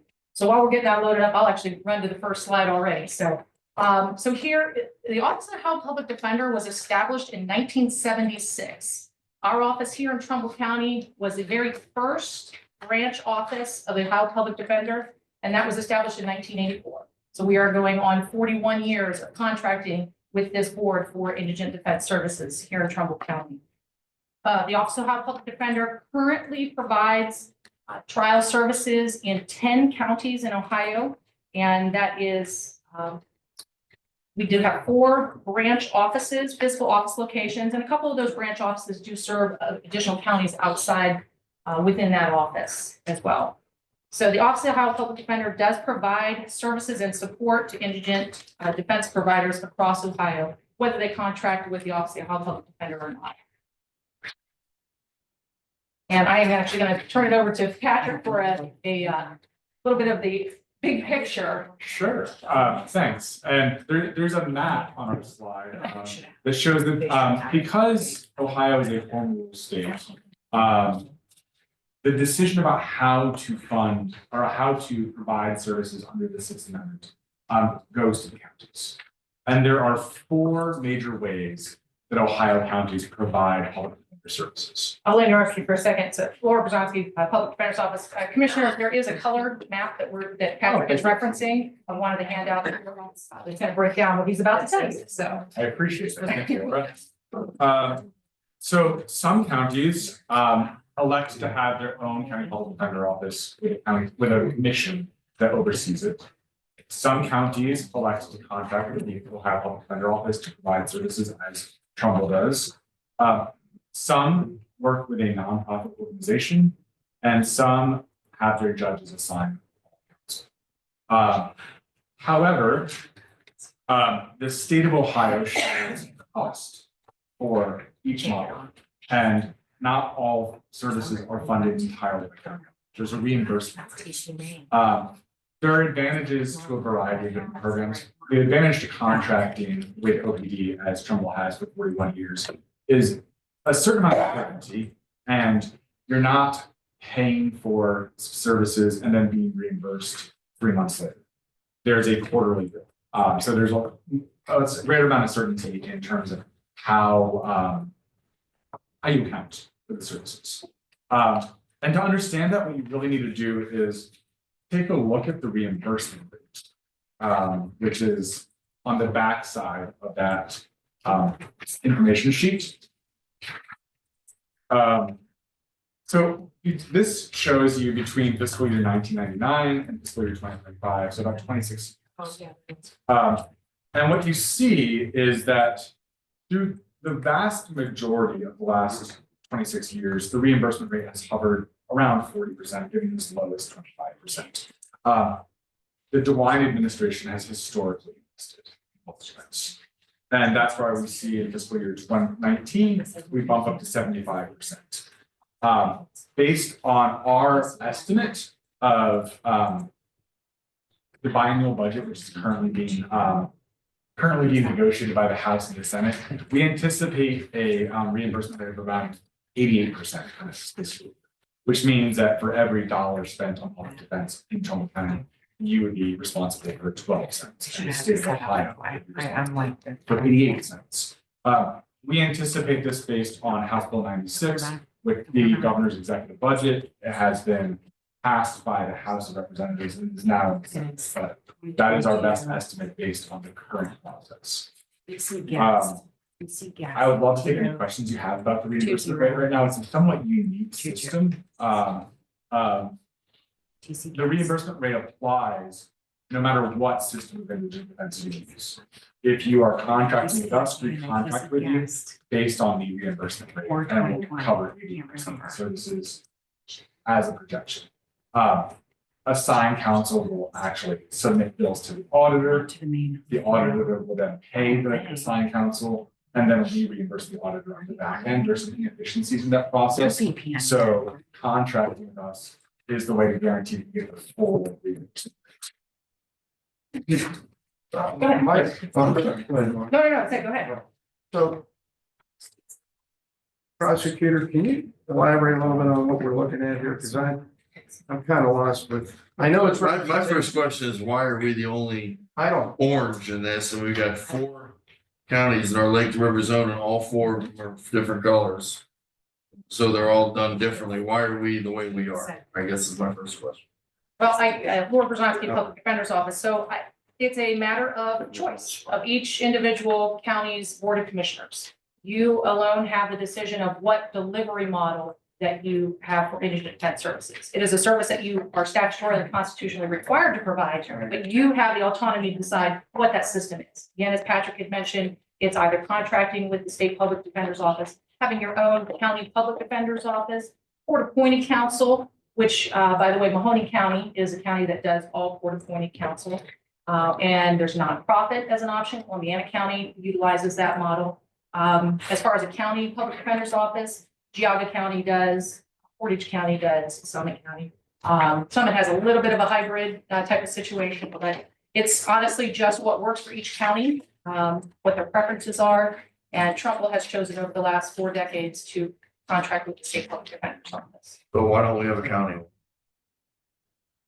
The only thing I can tell you historically, Bill Danzo Prosecutor's Office, is that there was a talk about that probably 5 or 6 years ago, maybe, and it just never went anywhere. We did do some court appointments for a while you guys, I think, were retooling at the Public Defender's Office officially there. And I can't really speak to it in depth, but I know there was some additional work on that point where again, the court would appoint counsel, would have to go to the auditor for reimbursement. There was a whole extra sort of administrative process there. I don't know if the commissioners thought at that time that wasn't really best. I can't tell you. I wasn't involved in those conversations. I can speak, Laura Brzezowski, Public Defender's Office. I can speak a little bit to when when Trumbull County did try to make a little bit of a change a few years ago. I believe that was fiscal year 19 and fiscal year 20, might be 2021. But during that time, the board had considered an alternative. And at that point, what happened was our office was actually removed from the common pleas court for providing services. And we provided services to only the municipal courts in the county. We did retain some of those. The county did contract with us. And this board, not this board, but the Board of Commissioners elected to move forward with court-appointed counsel during that time. That was something that was new to this county, which did ultimately end up resulting in a 5.5% less reimbursement rate. So it actually cost the county more money by doing that particular delivery model at that point in time. And it's just the board then decided to go back and continue full services with us as a contract office. we're currently, so we're contracted currently. Yes. What was our payout for this last year? I don't even know. Yeah, the numbers are, I mean, I'm not really aware of any of these numbers. Yeah, that's fine. So for fiscal year 25, which is what we are currently in, The fiscal year total that the county has paid out would be $613,923. For this fiscal year, we are proposing the $478,844 for the county to be responsible for. So that It's a is, decrease. it's a decrease in what the county would be responsible. Who handles this in our office? Sure. Can you elaborate on what this is? Yes, Name. and Sheriff Taylor, Commissioner's Office, we don't necessarily handle the part, we budget. We just budget for it. Okay. But it gets paid directly through the auditor's office, okay? And it's 4 installments. They're pretty happy. I thought when he just explained it was because there's extra staffing for the 7, because I had 700 and something in my brain. But this is the one, and Denny, you can speak to this. This is where we're supposed to be, and we've dealt with you too, Laura, on trying to figure out this municipality thing, because we're not getting any, we were getting some funds back, some funds. And now we're not getting anything back from any of the municipalities, and nobody can figure out where the rates came from, why they were the way they were. For years, they were the same. It was a flat rate. We did agreements with each municipality, and they would pay us directly, and it would go into that fund, so it would offset this cost for us. And now we have nothing. Now we have So zero. Warren hasn't paid either? Well, we were told not to do the agreements with anybody because of Lordstown. No one, What had happened was, yeah, we would get reimbursed from different jurisdictions that we were providing indigent Yeah. support with. And Lordstown contested it about Yes. 2 years ago and Yes. said, why are you billing us this much, but the runs around us, you're billing less? And Warren was, of course, being billed the most. Lordstown was second, all the other ones were less. well, I don't even think Lordstown was second. They were pretty hefty, but. I They don't were think above there all was- the other towns. Yeah, there were some that were real small, like, a few $100s compared to what they were, and he didn't understand. Lordstown was like 3,000 or something. or whatever. Yeah, it was- yeah. Anyway. We couldn't figure it out. Nobody knows where this came from. Lordstown said, we'll pay it when you give us an itemized bill. We can't just say, pay us this much, give us an itemized, and we couldn't do it. When Lord had helped, we went to the state, Yeah, you got involved in it, Yeah. and nobody can figure out why we were charging all Why these these municipalities this numbers, much, we were yeah. charging over the years. It's just, we had charged them that much year after year after year. Eventually, they put their foot down and said, itemize it and we'll pay you. And we can't itemize it because nobody and knows the no one can formula help us or. figure this out, and it's really disheartening because they are utilizing these services and we're not getting reimbursed for any of it. We pay for public Can you answer defenders, that? prosecuting services. Laura Brzezowski, Public Defender's Office, so I can help kind of clear this up because I think it possibly has muddied the water a little bit here. So what Shara's talking about is municipal ordinance agreements. So when Yeah. charges are filed, the officers have the option in some cases to charge under the Ohio Revised Code or under local ordinances. If the charge is filed under the ORC, everything progresses normal. Eventually, that the monies that flow from those fines, costs, things like that, the county recoups some of that. If it is filed as a municipal ordinance, the local jurisdiction retains some of those funds. So in order to offset the fact that services are being provided, indigent defense services are being provided, and the municipality is essentially potentially getting a windfall in that sense.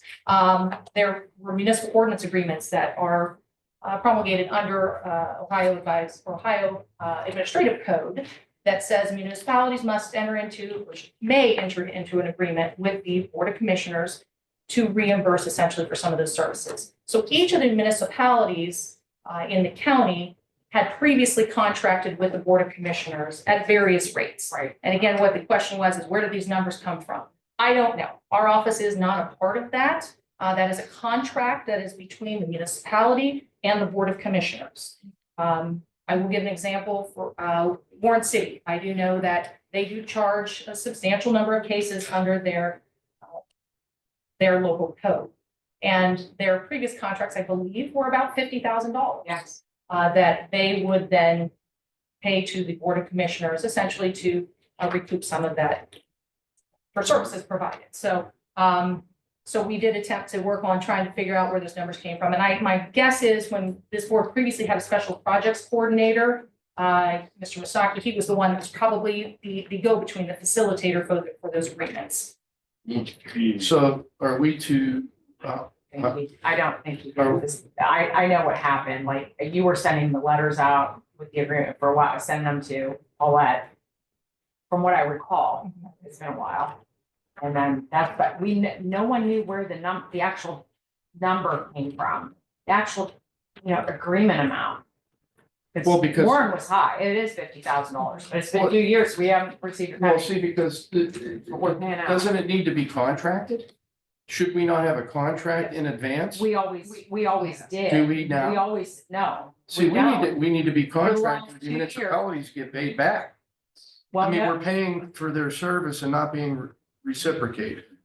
We need to have a contract in So I agree place. with you on that, and can we? I mean, you Can we can't get just, back pay from them? well, no, I don't think it'll pay for them, but the county's gonna have to come out of pocket. Well, we need an But we agreement need to pretty get soon. reciprocated. And we can't just keep, every year, like in December, we would send these out for the following year. We'd send them out pretty early in December and they'd get them on their dockets or whatever and sign the agreement, send it back and we get money.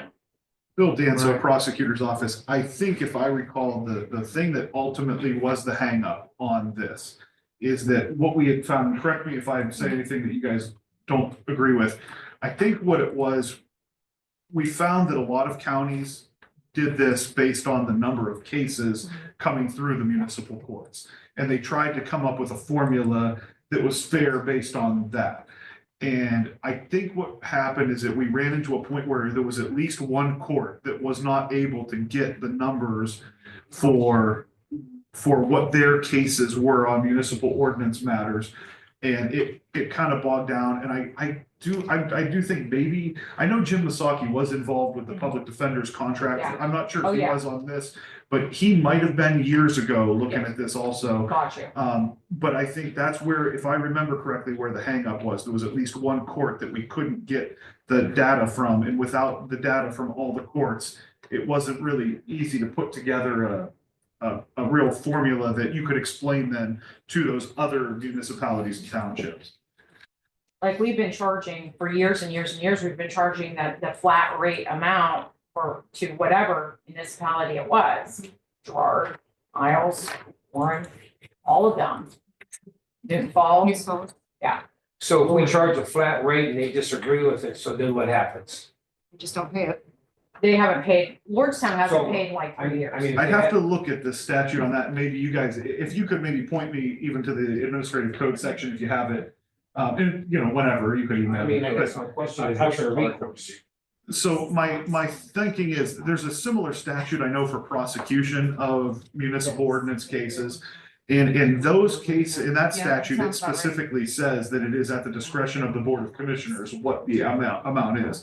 Now, again, in those cases, we've always tried to have a system that matched kind of what the workload is in each of those courts. And I'm thinking if the statutory or administrative code language is similar for this, then it could be something where you guys as commissioners could make your best reasonable estimate of what the court thinks and just send out the statements. And if it's similar, it could be at the commissioner's discretion. I just don't know without looking into it specifically. I don't want to tell you guys the wrong thing. But it's something we can, again, I don't mind working together with the public defender's office on that. Just, you guys may know around the state even how things are done and give us maybe some Yeah. guidance. Yeah, that's what I was gonna, my next question was, is there like a draft, some sort of usual and customary for our size counties? So, Laura Brzezinski, Public Defender's Office, so there actually are historical documents, for each of these municipalities. That includes the contract language as well as the dollar amount. So, yeah, Sheriff should have all of those, yeah. Okay. And when we do that, do the commissioners approve or vote on Oh, those? yes. Okay, Yes. so Oh, they, yeah. so we basically vote on the amounts Yes. that we would send the municipalities. This has been journalized for years. Yes. And I agree, we need to do that. We need to come up with a fair formula of why we're charging them what we are, and that's where the hangup was before. Is they were all different amounts and nobody knew. Right. It was based on number of cases, what the number of cases are, and I gotta defend the townships and municipalities on that. I wouldn't pay a bill either if someone just said, here's a bill paid and it's not itemized. We need everything itemized for our reimbursements and everything else. So it was a lack of the county This system. agreement had, for years, it has been in place with the I flat rate. understand. That's why we couldn't figure out how. I understand, but I do gotta say, if you go back and say, can we get back pay? No. But when we Well, we voted didn't have an no, agreement. when we voted Yeah. no, We didn't have. we did, but they weren't under agreement with us after we voted no on that. And Right. the reason we voted no was we weren't gonna bill someone something that we didn't know we were giving a bill for. Be like Gary going and giving a business a bill for, here's your sewer bill for 18,000 and not itemizing what's it for. No, sure. They would dispute it in court, or they would, we have to be responsible enough to know. And that was something where we were just billing people and we didn't even know what we were billing them for. Well, it was historical. And That's it's shame that's on the what- system and the past boards for not having that done. Well, I think the people were still here at the time that knew why everything was going on. This had been happening for years. It's the same agreement. It's been the same way. But it was those people who put this stuff together. Paulette was here for 20+ years. And Masaki was here for. I Yeah, don't they know. weren't here when I was here though, at least Paula wasn't. No, I know that, but that's why it, like, no one could explain it because they're all gone. Those people are gone. Well, we can reach out to Bill Saki and I'm sure Bill. I can see if he has any knowledge of it. Here's the other question is now, since it's on the agenda and there's an amount, do we even know do we even How know what soon are you looking for this to be passed? Well, Laura Brzezinski, Public Defender's Office. So I will say, Commissioners, what we have placed before you on the agenda is, yes, it's part of this discussion. However, this number includes all the services that we provide for indigent defense. And that's going to be for ordinance cases, for revised code cases. So you are able to approve our contract separate and apart for, and actually it is separate. And we have to pay for this regardless, by ORC, Right. we have to pay for it. Yes. The other part of it is recollecting it, passing it down to Correct. the other people. Okay, We have so to this provide amount it, can't period. change. No. Whether they pay it or not, we have to All pay right, this. so Right. this amount can't change. Appropriated yet? It's already been. Yeah, we budget. So. Actually, we probably budgeted a little bit more because Yes. now we see the Yeah. price went down a couple $100,000. We probably budgeted off what it was last year. Yeah, Right. we did. So just so the Board of Commissioners is aware. And especially- we were told that by you, that every year it's gonna be, Uh-huh. depending on the legislature, could go up or down. Commissioners, Alex, Johnson, Bush, and Resources Department, just so, because I know questions are always, do we budget for it, and that's a good question. There are things that we routinely budget for every year that we did see during the budget hearings. Obviously, of course, premium insurance is one of them. As Shara sat here, she knew that I said for the past 3 years, it's gonna be, or 2 years, it's gonna be $1 million, so we knew that. We know that the indigent defense, we know that there's things that were mandated, services that were mandated to provide. And we have collectively, thank you, budgeted for those things. And I do agree, I think we actually budgeted more than what we did, but I don't wanna go there. Anything we can get back is great, no offense, but. But we really should, Commissioners. You're right, this contract has to go through no matter what, because it's per Ohio Administrative Code, or, I'm sorry, I don't wanna quote the wrong thing. Revised code and the Sixth Amendment, that's the way we fund the Sixth Amendment guarantee to the right to counsel. Yep, that's very important here in the United States, but beyond that, it's then up to this board to figure out how you recoup those monies back. Right. So that is on the tail end, this is the front end. We should be trying to recoup, even if it's $10 back, we should do whatever we can. I mean, it's not like other counties don't do it. I mean, they collect the It was a money. chunk too, like Warren was paying us 50,000. 50,000. It was 50,000. Yeah, so we need to collect this. So it's not like we're doing something that's out of the ordinary. I mean, it's we're not. supposed to collect. Unfortunately, we can't go backwards and get it back, but because we weren't under agreement, but I mean, we can start now and like figure it out. We're just gonna figure it out. Yeah, right. Lordstown was the only one that had a problem with it. But I They're don't so blame 'em. little. But I don't blame them, No, I because don't either. they were the ones they had a They- legitimate question. They were Why are we higher. paying more than everybody else around Exactly. us? And I don't disagree because Lordstown's it's little. I didn't understand that. I mean, I always understand City of Warren and Newton Falls, always. Newton Falls, they get you coming and going. Laura Brzezowski, Public Defender's Office. Commissioners, I think that we're talking about budget, the amount that you have budgeted. So last fiscal year, the contract that we entered into with the Board of Commissioners, that contract amount was actually $794,000. Yep. 482. We're close. And at the end of the day, what the county ended up paying, based upon the reimbursement rate, was $613,923. So we contracted for that amount, you budgeted for that amount, and it actually came in a little bit lower. So your budget this year, as part of your process, you most likely have encumbered some of those, appropriated those funds in a similar Yes. amount. We're coming to you today with a proposal for a contract that the county would be responsible for $478,844, which represents $315,000 less than what we contracted for last year. Well, why would you think it's gonna be less? If we paid 6 and you're only asking for Because of 4, the why is it state. gonna be less? Because the reimbursement. The reimbursement. The reimbursement rate we estimated last year at 78%. I'm sorry, Patrick. We estimated a 78% reimbursement rate. It actually ended up being 83%. So we shortened, your last quarter payment is substantially lower Okay, this year okay. than in previous Very years. nice. So this year, we anticipate, based on what has gone from the executive branch through the House, for the reimbursement, the bucket of reimbursement funds that goes back to counties, we expect to be able to reimburse at a rate of 88%. Oh, I like it. Okay, Yeah, very good. So that's not in stone yet, but that's what you expect. that is correct. It's not set in stone yet, but we do expect it, and we have reason to be optimistic about it. That's a no-brainer then. Lesson learned. So I'm supposed to meet with you at one time. At one point, yes, that's okay. And you know, everything that was going on at that point in time, but we will. Commissioner, it's okay. Laura Brzezowski, Public Defender's Office. So Commissioners, I did want to just kind of give you an idea of what our office actually looks like, the makeup of our office for the services that we provide.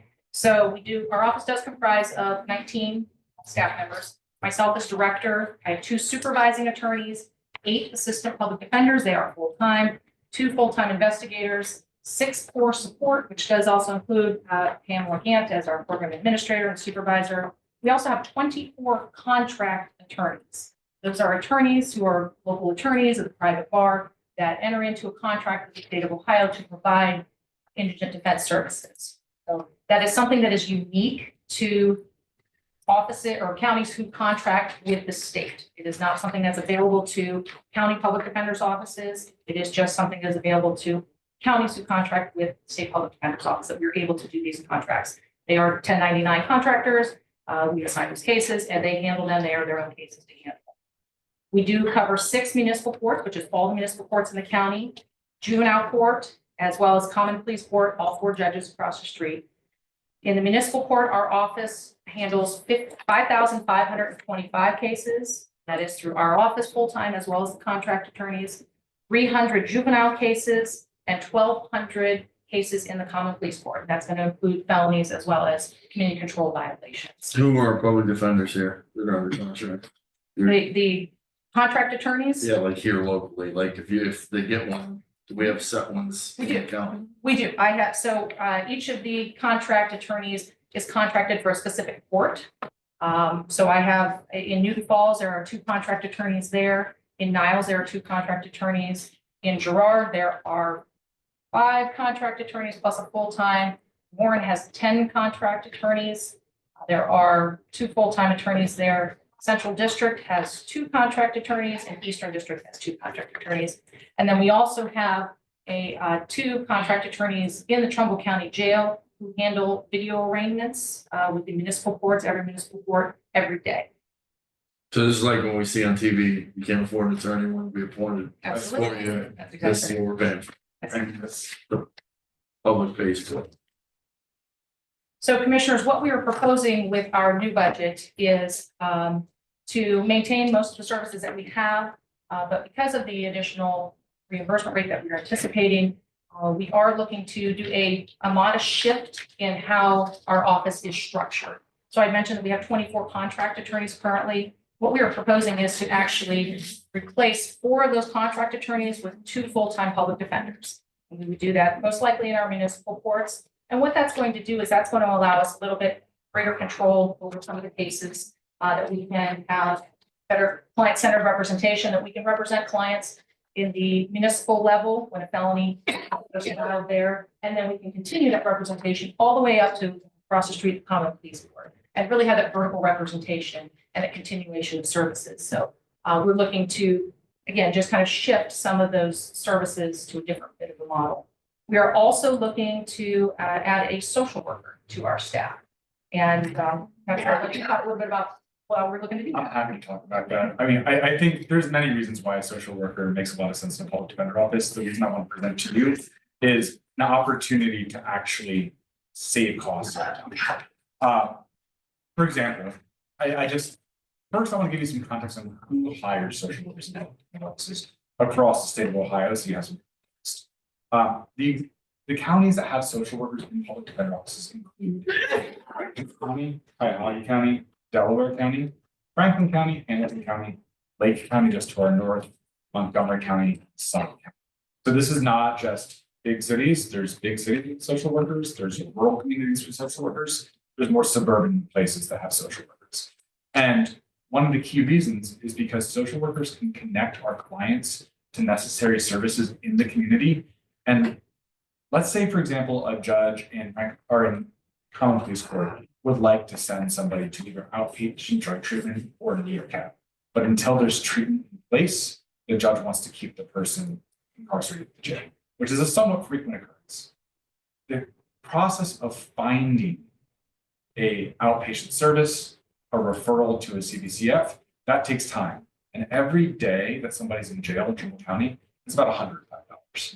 So what we've calculated is if we have a social worker who's kind of greasing those wheels, lubricating those wheels, working with our clients to build a plan they can succeed at, and then working with service providers in the community to make that plan happen. If we save, I think it was 120 jail days. Every additional jail day that we save is money going back into the county's pockets. So we like social workers because they're good for our clients. Our lawyers like social workers because they can help build that good trusting relationship. The reason you should like social workers is because it's going to save you money. So with that in mind, what does that cost the county? I mean, is there a cost? What's the fact? So Laura Brzonski, Public Defender's Office. So all of the proposed changes to the structure of our office is included in the number we've given you. Yes. Oh, so that number includes. The number, yes, Okay. that number does include the addition of a social worker and the modest restructuring of those 4 contract attorneys into 2 full-time. That's good news. And the marginal cost of that plan versus the current operations, I think is $16,000. But that is why we calculated about 130 jail days will cover that. And I think that is a very conservative estimate for what a highly functioning social. So with that in mind, we probably will see some savings in the jail. That is certainly what we hope. Yes. Laura Brzonski, Public Defender's Office. And Commissioner, I'm glad you mentioned that because, you know, as this board knows, the jail is about to get some pretty substantial opioid money from the Attorney General's office, some grant money from them. And their intention is to bring in some providers and to bring in a coordinator. And our thought process is we can work hand in hand with that coordinator in the jail to, again, speed up the time and get the clients from the jail into the service providers or into other facilities so that we can really lessen those jail days and lessen the cost to the county, to the jail, to the county. Well, that leads me to my other question is, with us having that $3 million, can we use some of that money to help fund some of this, some of our county share, if it's drug related? I think we can, because social work is going to be into rehab and prevention in that. So I think we need to look at that. Maybe we could use some of that money to funnel into their program. Well, Laura just mentioned, it Well, includes that. no, the sheriff has his, but then her share is our share. And I'm saying, He's saying we could take some of our 478. share out and put it into that. Yeah, we only talking 13,000, right, for the About social worker. about 16,000 and some change would be the county share of. That's what. Oh, it's 16,000, 16,000. Yeah. It's included in that money that we're already contracted. with. No, I understand that, but we Okay. could reimburse that. I mean. So what he's saying is Yeah. opioid So money we is not could general use fund. Right. The money that we're paying them is budgeted out of general Yes, fund, so we correct. could subsidize the general fund. Absolutely. That is what he's trying to say. I don't want to speak for you, but yes, which gives us $16,000 If back. we in can general fund. quantify what Yeah. But we have percentage to two is quantify- drug related, We have to be able to representation. quantify the number of cases of the indigent defense that Well, would I'm sure they be could do tied back. do you have any way to do that? Laura Brzezinski, Public Defender's Office, so that is actually something that I would intend that we would do, is we want to track, we want to see where the social worker is most effective, where, how we can best assist our clients, and so that's data we're gonna be collecting anyways. Right. Well, yeah. Good call, that is, that It is, does I sound mean, those are reasonable. things that we Yeah. probably want to, and then even further, so I was gonna ask specifically about, the jail is hiring a caseworker with their $250,000 grant for the opioid related. I was gonna ask more specifically about how those, not that it matters, but it does, because we don't want to duplicate services, but also I hear loud and clear from the jail, their goal is to get people out quicker, if not keep them there as long, and they were gonna be working with the judges to try everything that you work on. It all works hand in hand, so I would definitely suggest that you work with our sheriff's office, because at the end of the day, that's savings to our general fund, because that's all general fund monies that we provide. The jail is solely on general fund monies, so. Laura Brzezinski, Public Defender's Office. And I'm glad you mentioned that, because that's something we actually already do. I've already had conversations with Major Bobby about how we can work together. I mentioned the 2 contract attorneys we have that do video arraignments. That was something that I started a few years back, and the goal there was to get better bonds, get lower bonds, advocate for our clients right from the very first initial appearance, so that we don't have clients who are sitting in jail, or clients who inadvertently sign a time waiver and they're there longer than they need to be. They've got some legal protection there, and we can make the arguments that we know that the court wants to hear and needs to hear in order to have lower bonds and hopefully get them out, save the jail and the county money. Patrick Clark, I also want to speak to the concern about duplication of services. I do not see that being, I understand the question, I understand where the question is coming from. The reality is for the caseworker, I think a social worker and a caseworker can collaborate and work together, but certainly won't be duplicating services. One key example for that, let's take a bond modification. Let's say that a judge, without all the information about a client's life, sets a bond at a reasonable amount. The social worker working as part of the defense team who builds trust with that person is able to develop more information, develop a full plan, has access to information that the case manager at the jail might not have, and is able to help inform the judge. Then a bond that protects the community but also saves resources can be set. We'll see savings there. So there are certain functions that a social worker as part of the defense team is going to be able to more efficiently do, that a caseworker in a jail will certainly be a trusted collaborator, but can't cover all of that work. Okay, well, commissioners, you have any other questions? Thank you. We know we're at Laura, thank you. Pleasure to meet you. Absolutely. And you as well. Thank you. Pleasure to meet you. Laura, I'm sorry, we. That's okay. Point out how. We go with it. We're good to go. So it's your presentation was good. Thank Yeah. you. Bill Panso, Prosecutor's Office. I appreciate, you guys, I appreciate the presentation, and I just wanted to kind of go over this with the commissioners real quick from my perspective. I think they've put together a really good presentation on what running a law office looks like in the criminal justice system. And their budget request for you guys is 88%, but just to be clear, and this is not arguing with you guys, I'm on your side on this. Their total budget is about $4 million. I just want the commissioners to be aware of that. It's a $4 million budget. And that's important to know, because ours has been cut to 3.5 or 4.35 million. And that's an issue. That's an issue because, with all due respect, the Public Defender's Office, they don't do appeals under their contract. We do. They don't do, now it's reimbursed. I should be sure it is reimbursed by the state, but they don't do appeals in their office. They don't handle death penalty cases. Our office does. They don't have a grand jury. They don't have a victim witness division. They don't have a civil division that represents all of the elected officials in county boards and offices here. They want 13 lawyers. That may be what they need, okay? Our office in the criminal division, trial division, we have 6. We have 1 appellate lawyer, we have 1 juvenile lawyer, we have 1 lawyer that covers both county courts. We have, again, civil division, child support division. They don't have those over there. I'm not arguing against their funding. I'm just trying to explain to the board, when we came with a budget in the first part of this year, and we were told, you gotta cut, you gotta cut, you gotta cut. We are part of the criminal justice system, just like they are. It is absolutely imperative that criminal defendants have public defenders support. Absolutely also imperative that we have a prosecutor's office that is properly funded to protect the people of this county and be the other side of that criminal justice system. So I'm not here today to ask for any specific other things. I just want this to be a seed in the mind of the commissioners as we go forward. And we are going to be in court. We are going to be arguing our side of the case. They're going to be arguing theirs.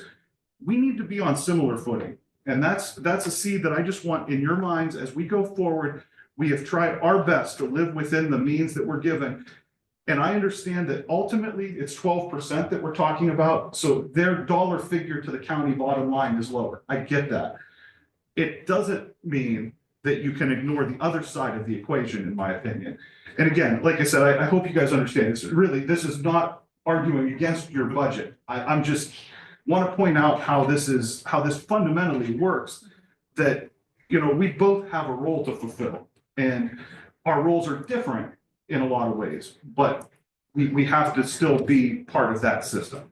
So I just wanted to bring that to your attention to chew on.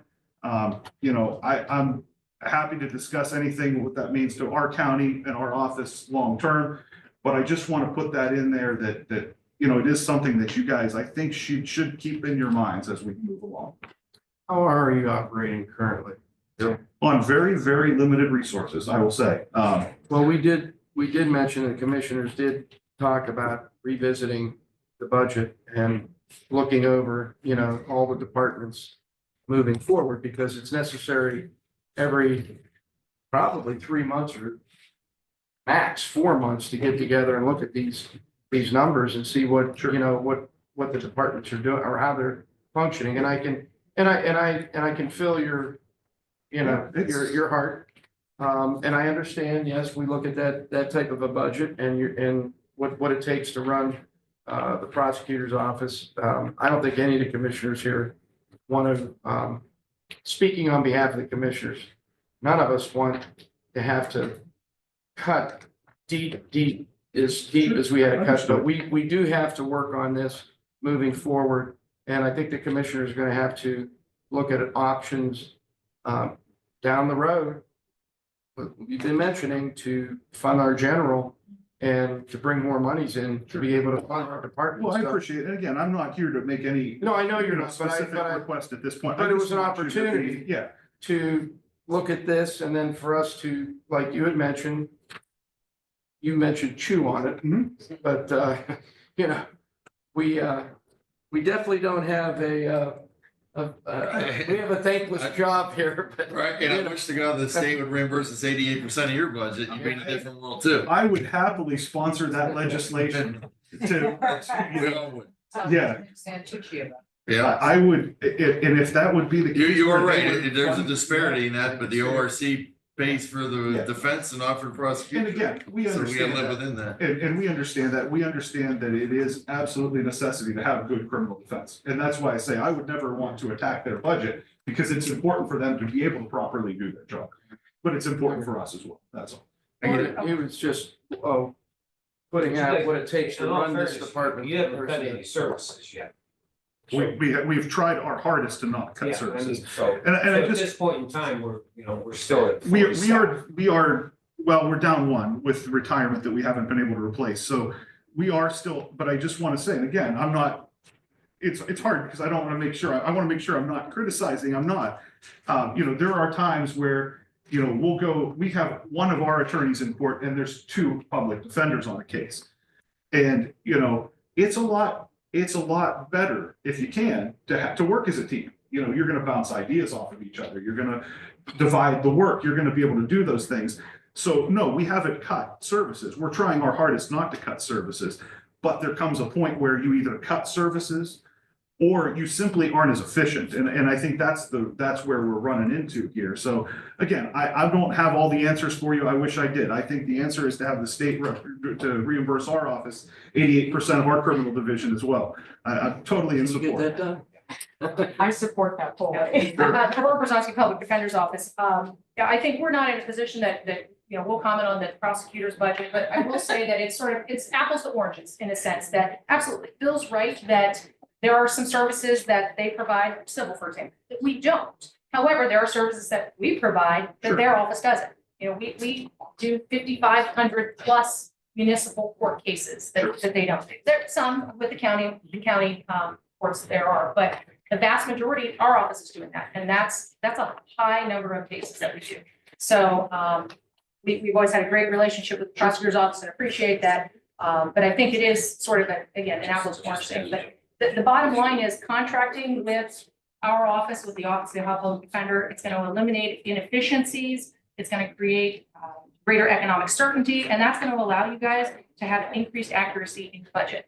And our proposed budget this year, again, is $315,000 less than what we contracted for last year. So, again, due to the change in the reimbursement rate, but ultimately there's a savings there. And I think that the services that we're offering will be able to reap some benefits for the county as well. And if we do finally collect back from these cities and municipalities, we can utilize that fund to put over toward our prosecutor's office. They don't want to hear that.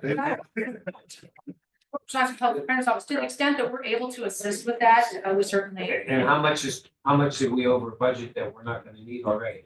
Yeah, there's, How much is there? I'm gonna go look as soon as we're done here, but Well, it's at that, least that money 300. then should go to the prosecutor's office also.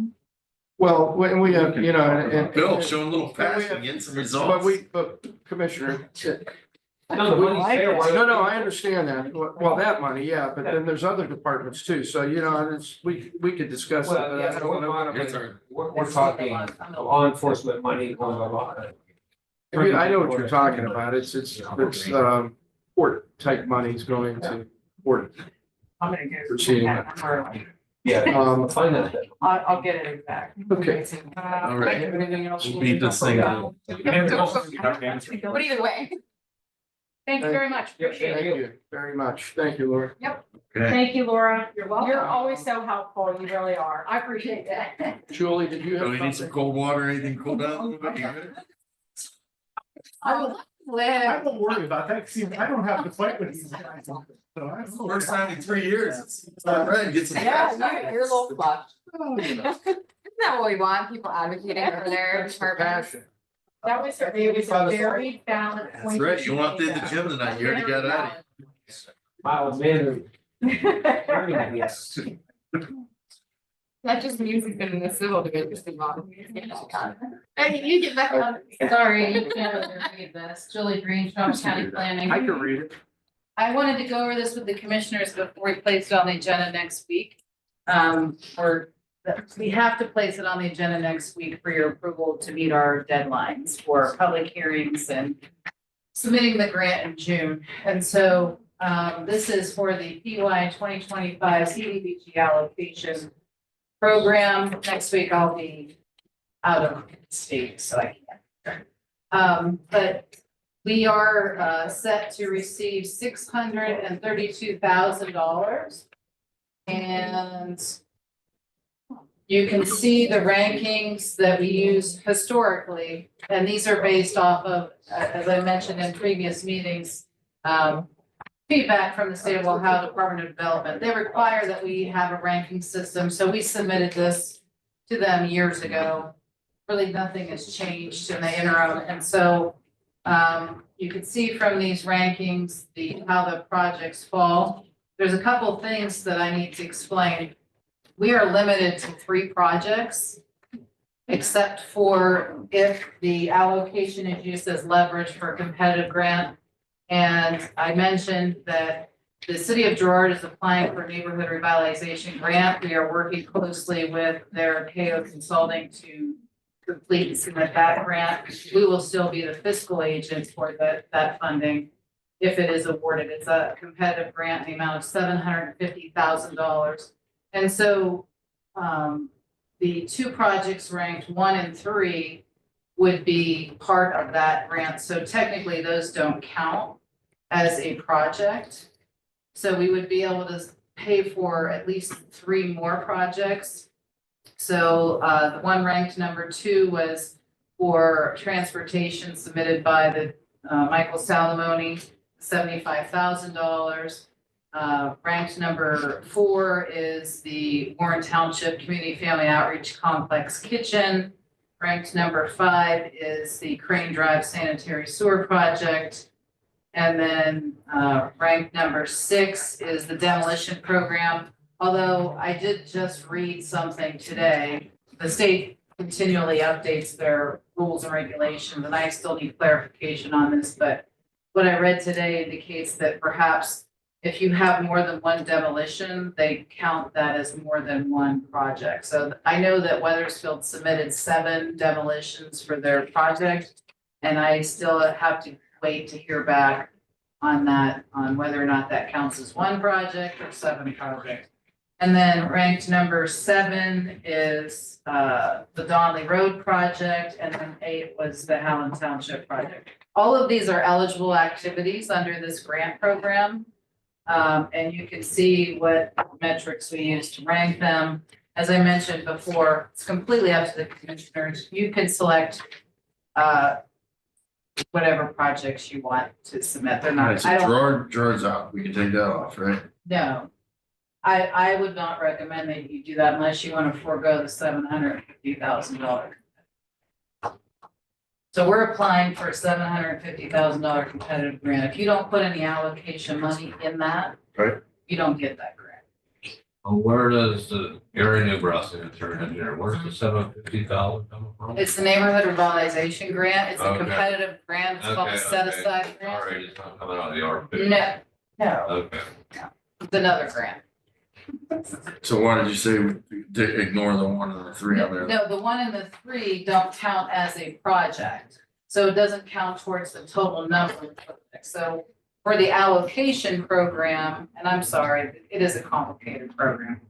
For the allocation program, we can only submit 3 projects. So we could submit 3 projects and the Gerard Okay. projects. Gotcha. Because, and we want to submit the Gerard projects because What's we'll the get kitchen? another $750,000. What is the kitchen? Or what does that entail?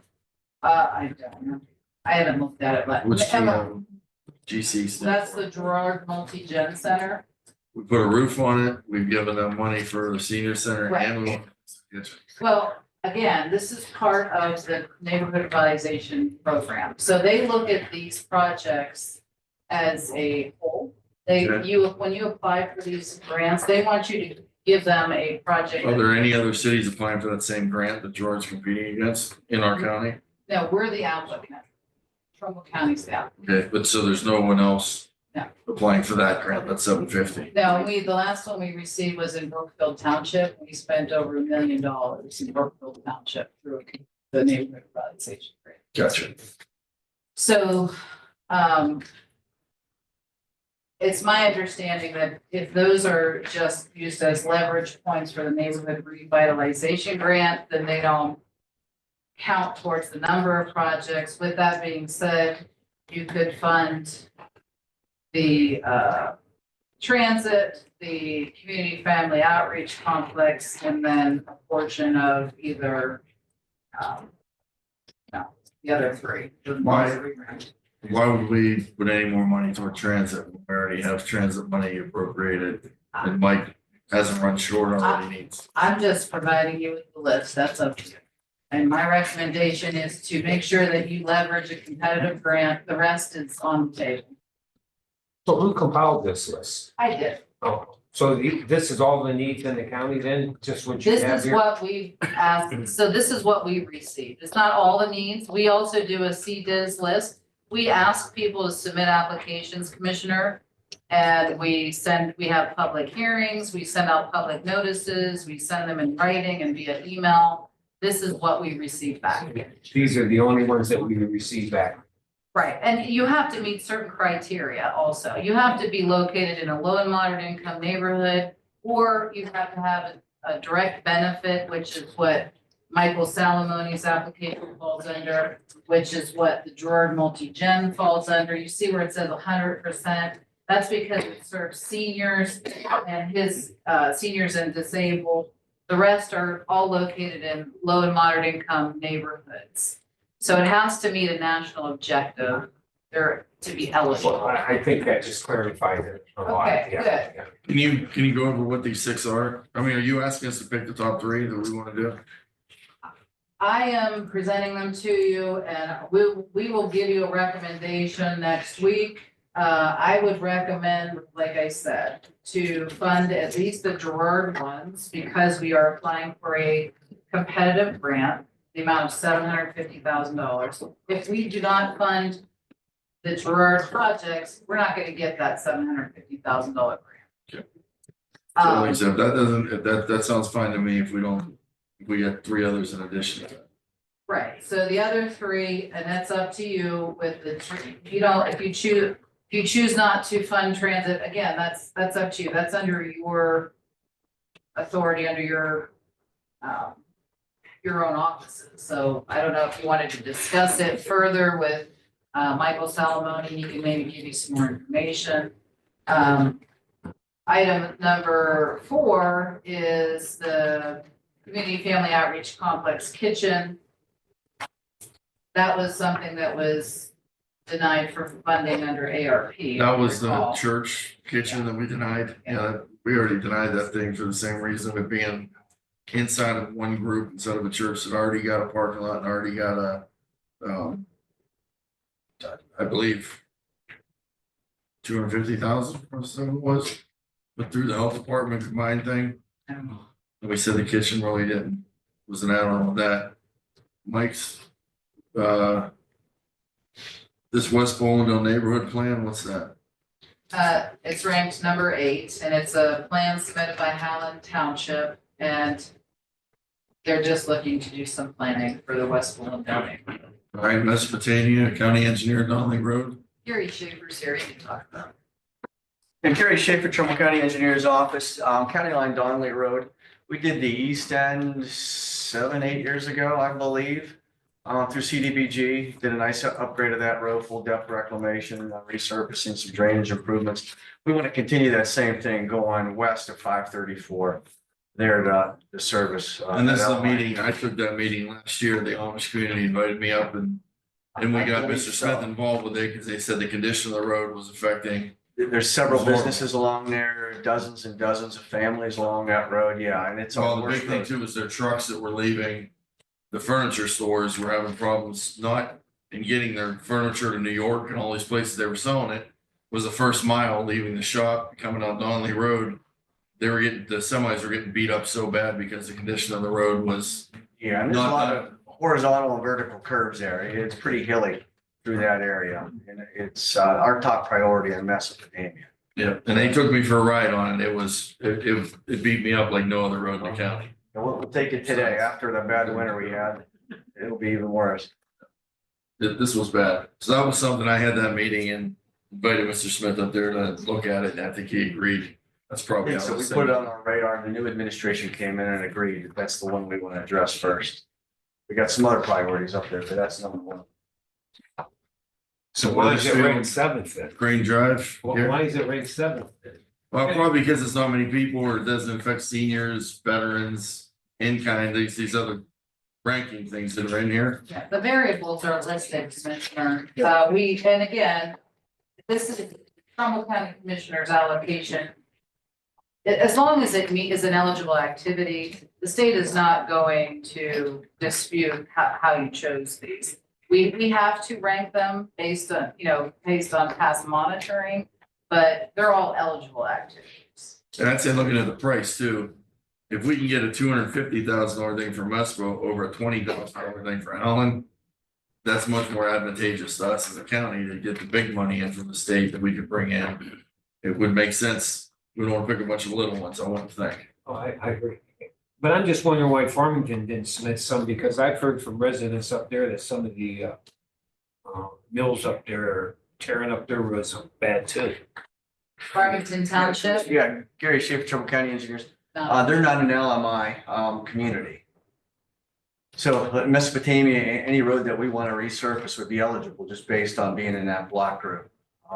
Correct me if I'm wrong, Julie. No, you're right. And I can email you. And in the that. past, we did, like I said, we did County Line Donnelly Road, we did Parkman Mespo. Yeah. A few years back, so it's, lack of a better word, I mean, it's easy pickings for us to pick a project out there, because it automatically qualifies. Where Farmington, it's a lot harder to get those roads to qualify. And that's why last year we went up there, Hoffman, Norton, and Stroop, Cox, put a lot of money in those two roads. That was all out of our general fund. We couldn't go after grant money. Sure. And Julie agreed to talk about the alternative is to do surveys, which we did surveys in Yankee Lake and Crane for years trying to qualify, and they didn't qualify, but the new census data that was released finally shows that the Crane Drive Sanitary Sewer Project area is LMI. So Gary Crane Drive, talk about that for a second. What would that 300,000 do? Well, commissioners, you know that's a very expensive project and not a whole lot of beneficiaries in order to open up that acreage up there for that development. I asked Emily, she said, do you have any projects like we consider? So I gave her Green Drive here. I figured 300,000 is what we have asked for off of these formula funds in the past. And we still have to get the LPWC grant. I could show this and that. Now Emily did put in a $750,000 public infrastructure grant through CDBG. So we're planning on getting 750 from CDBG. I was just looking for a little gravy here. Yeah. I think I can still find this project without this, if you want to give the priority to that message. well, Julie Green, we did apply for $1 million for Yeah, Crane we Drive got through $1 the million. appropriations as well. So that's a possibility. So and to Gary's point, you asked the question, who put together the spreadsheet, Commissioner? Emily filled it in. I created the initial one, just to clarify. I don't like taking credit for other things. And she's a great staff person. But Commissioner, I was on that floor with you too up there, that's the one that I agree. So it's good that you took. See, and we have the next store There coming are up. other things besides me that. The end of the that month, are we will. important to this county. The senior, like I said, disability, he's already getting money from the increased senior levy money for seniors. The Warren Township Kitchen, we addressed with ARPA 61. Weathersfield home demolition, that's 113 houses. No, so it's 7 houses, 113 is based off of the homes to be demolished. So if you have, and it was just a guesstimate based on who benefits. So they want to know who benefits from these projects. We figure at least your adjacent neighbors benefit. So it could be, written up in any way, but that was the logic I used to come up with 113 people. So you have, neighbors on both sides. I think it was 6 houses, 6 adjacent homes. 6 times 7 is 42, times 2.7 is 100. So that's how we came up with that. We have 3 choices. Is that what it- Yeah, it's my understanding that Gerard would not count as a project, even if they're combined, because you're using them as leverage for a competitive grant. And it would be about $180,000 out of the 505 that's remaining. So you have 180 plus another 250 for MESPO. You should have this in your head. Well. Then you would have another 75,000 left over for Crane. That's my guess. But you Oh, said so you gotta we take need the money Gerard. fund, you gotta take the funds out of that 632. Yeah, so we get money for administration and fair housing. So fair housing is about 30 grand. and the rest would be for administration of the program, which we dip into every single time because we always fall short of funding. You know, when it goes out for bid, it's always more than what is originally bid. All right, so there's 505, 600 in the pot. Yeah. And if you subtract the first two projects, the 113 and the 70, that gets you down to.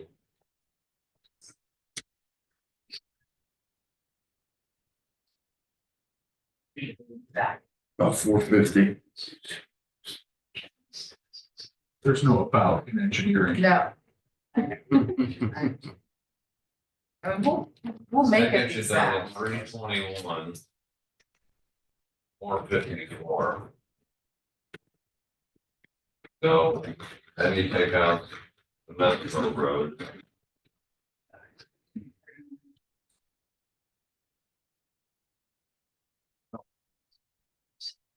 That leaves you another 71,547 if you do this.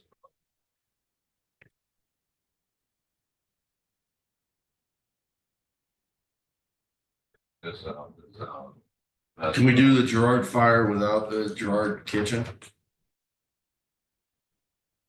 The multi-gen center itself, and we can talk to the city of Gerard and KO Consulting. But Cause that gives us 150, then we could do the Weathersfield one if we get rid of the kitchen and the multi-gen center. I can talk to them about that, but they have, the reason they're keeping the multi-gen center in there is because of the numbers. So you see how they serve 690 people and it's 100% LMI. That improves their chances of getting the energy.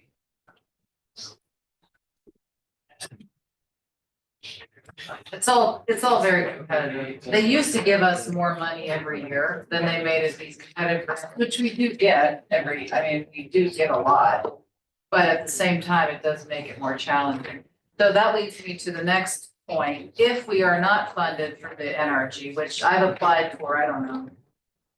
And since they've been, we've gotten all of them except for one, and that was like 15 years ago. So it's a big if we're not funded. And KO Consulting is leading that, we will be reviewing it soon. Then you have to make a decision on where you want those monies to go.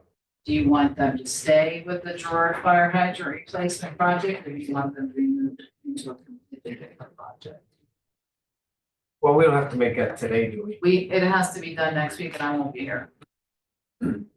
Oh, I think that Donley Road thing's gotta be number one. That's the one that I would put forth that. I think that's gotta be number one. If we can have the Gerard fire hydrant.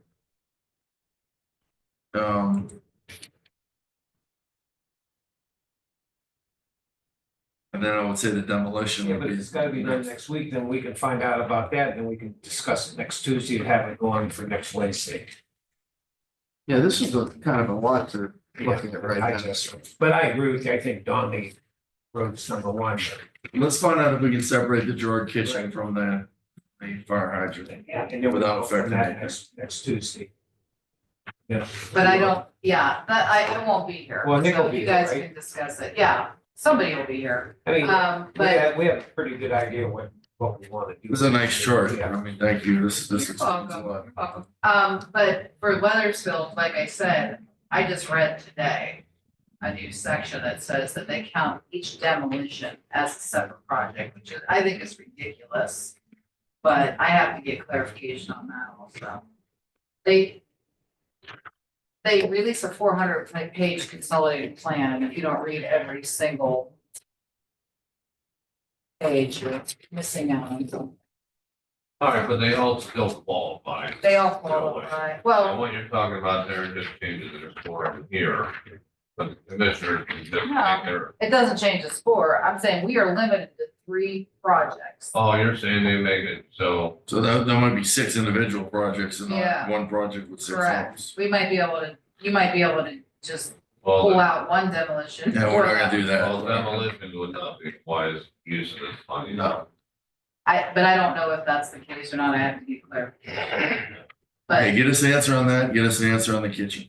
And then we get an answer from Mike Solomon on the 75. He's already got a thick budget. He's not spending all of it right now. And I'm not in the mood to give more money to him if we don't need it. Save it up, make it more. Ranger, Well, you got the Warren Township kitchen in there. Again, kitchen, that's a private place. All right, That's not a okay. governmental building. Good, I'll take whatever I can in Next. Green Drive. All right, well, we'll look at that next workshop, right? and we'll have a revised spreadsheet. So the next week, then, after I have those answers, we'll have a revised spreadsheet. And do you want me to eliminate any of these? You said, Well, you Well, can. demolitions, like we Gary can said, eliminate them probably need to ourselves. get, right? all right, Yeah, what's that? The demolitions, it wouldn't be good uses. well, if she determined that they county house is a separate project. It would be They impossible. let you lump them. And Yeah. I guess there's a lot of questions to be answered before we Two choose questions. kitchen and demolition. Kitchen, which I didn't, yeah, I knew the demolition would be a question, but I wasn't, Okay. Mr. Hickey, do you have sure what something? your thought is. John, Trumbull County EMA, wanted to let the board know that, next week, there'll be an amendment to the command posts.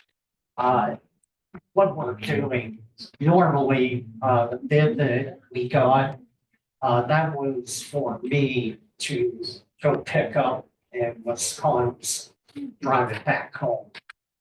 But after further thought, I got a quote for them to deliver it here. It's like 2,100. But that will benefit us because now it won't be me trying to remember 8 hours worth of, training, all that. Now we can bring them here. I can have IT here, our radio people, vehicle maintenance. All these people can come and get training on that command. Okay, It makes sense. yeah, to me, and I talked to Shara about it. She agrees. It can be funded through. And, ultimately, I'm here to find out if we're thinking, moving. I haven't heard anything from the board. It's getting to the point I need to know because it's getting harder to, when I first agreed to move the corner into the building, it was May. Now, yesterday I left because it stopped. I work from home, And it's only gonna get worse if I'm we not get gonna in the say heat of that. summer. We gotta do something. so. Well, he's been there a year, I understand his problem, but we don't even know if we're gonna have a corner until that bill gets passed also down in Columbus. Yeah, well, we're gonna have a corner, Well, but if anything, his term is still good. He just got reelected, so his term is good. He's gonna be here till the end of his term, and then we're gonna appoint another corner. We're still gonna have the medical examiner doing autopsies, so we gotta find a place for him. I mean, we can't let the guy work in a garage in July on a 98-degree day. He's already leaving now on a 60-degree day because of the smell. And that's gonna affect the ag unit, it's gonna affect the engineers guys eventually. Commissioner, I get it and I understand it, but you know what? I don't wanna say it, but I'm gonna say it. We had the money, county had the money and they didn't do anything with that $10 million. Well, we did, with Insight or Stewart Hospital didn't close until the ARPA money was Yeah, gone. How We long had a place for the the corner. corner office been out there? August. Yeah, So last August. that money was already spent by then. We didn't have millions left at that point. When we found out the corner was gonna, in a hospital, it wasn't gonna be there. They didn't take ownership till September, the new people. Yeah. They were going through bankruptcy in August at that time. We had to get them out of there. So where do we find the money? We gotta do something. I think we need to start looking at getting him prepared to move out of there and getting that place prepared to be retooled for him, whether it be a bond issue, or whether it be anything, we need to borrow the money somehow. We know we're gonna need it anyway. We're not gonna find a pot of gold anywhere, but if we can borrow the money and at least start in the process of that, I think we need to do that. This isn't somewhere we can just ignore and say it's just gonna go away. And we also have 911 that we have to. I understand, 911 So. right I mean, now isn't at a those critical issues- point like Some of those this. issues have been here and we had the money to correct them and, you know, I agree with you, we have to fix it, but I'm not gonna put it on the back of the taxpayers. Well, it was gonna be on the back of the taxpayers, whether we did it then or now, it's still Not if money. we, not for if the we county. were using, ARP money. it wouldn't have been. Then there would have been some city or Maybe municipality. not him, but township would have been- 911 could have been corrected and so could have Dogtown. No, I understand that. We can't go take money back off the townships that No. received it or tell No. Gary to disconnect water I lines. understand that, but I'm just telling you my view. I understand that too. So- And had it been critical at that time, it would have been addressed. Had we known the coroner was leaving, it would have been different. You know, the 911 is gonna take, even now, it's gonna take a year to move it. So even appropriating stuff then, we didn't have the building. The health department didn't exist at the beginning of ARPA money. You know, that's something that came upon us at the beginning of the year, about a year and a half ago, when they had already spent through $30 million of the ARPA money. Well, When they the- put, well, in the opera, they put $10 million, they appropriated $10 million into the revenue replacement, but then they never transferred the money. Are you aware of that? No, I am, but that was something that they still appropriated it to where it was going. We were out of revenue replacement when I got here. No, There- no, no. Yeah, No, from what there's- they told me, when we were picking money to what went where and how, revenue replacement was already done. That 10 million was already accounted for. So we worked on the other 28 million, and out of that other 28 million, 18 of that was already gone appropriated for. Well, we could discuss this all at the time, but I mean, the money was there, they just didn't use it properly. You definitely know that we have a lot of.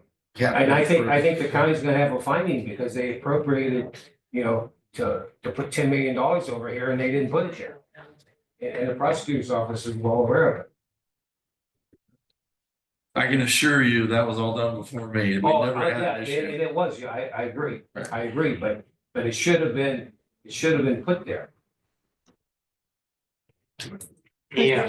Is there something that we can do, Alex Stevens Bush, from a health and human services, health and safety standpoint, going back to the current situation? I don't mean to deflect, I just wanna, it's extremely unfair and probably at this point, gonna potentially get ourselves into a, I'm not saying it's unsafe, but I'm just saying it's something that we need to talk about. Could we get portable AC units or a window unit or something? There's no window in that garage, but is there something we can put They're in that garage?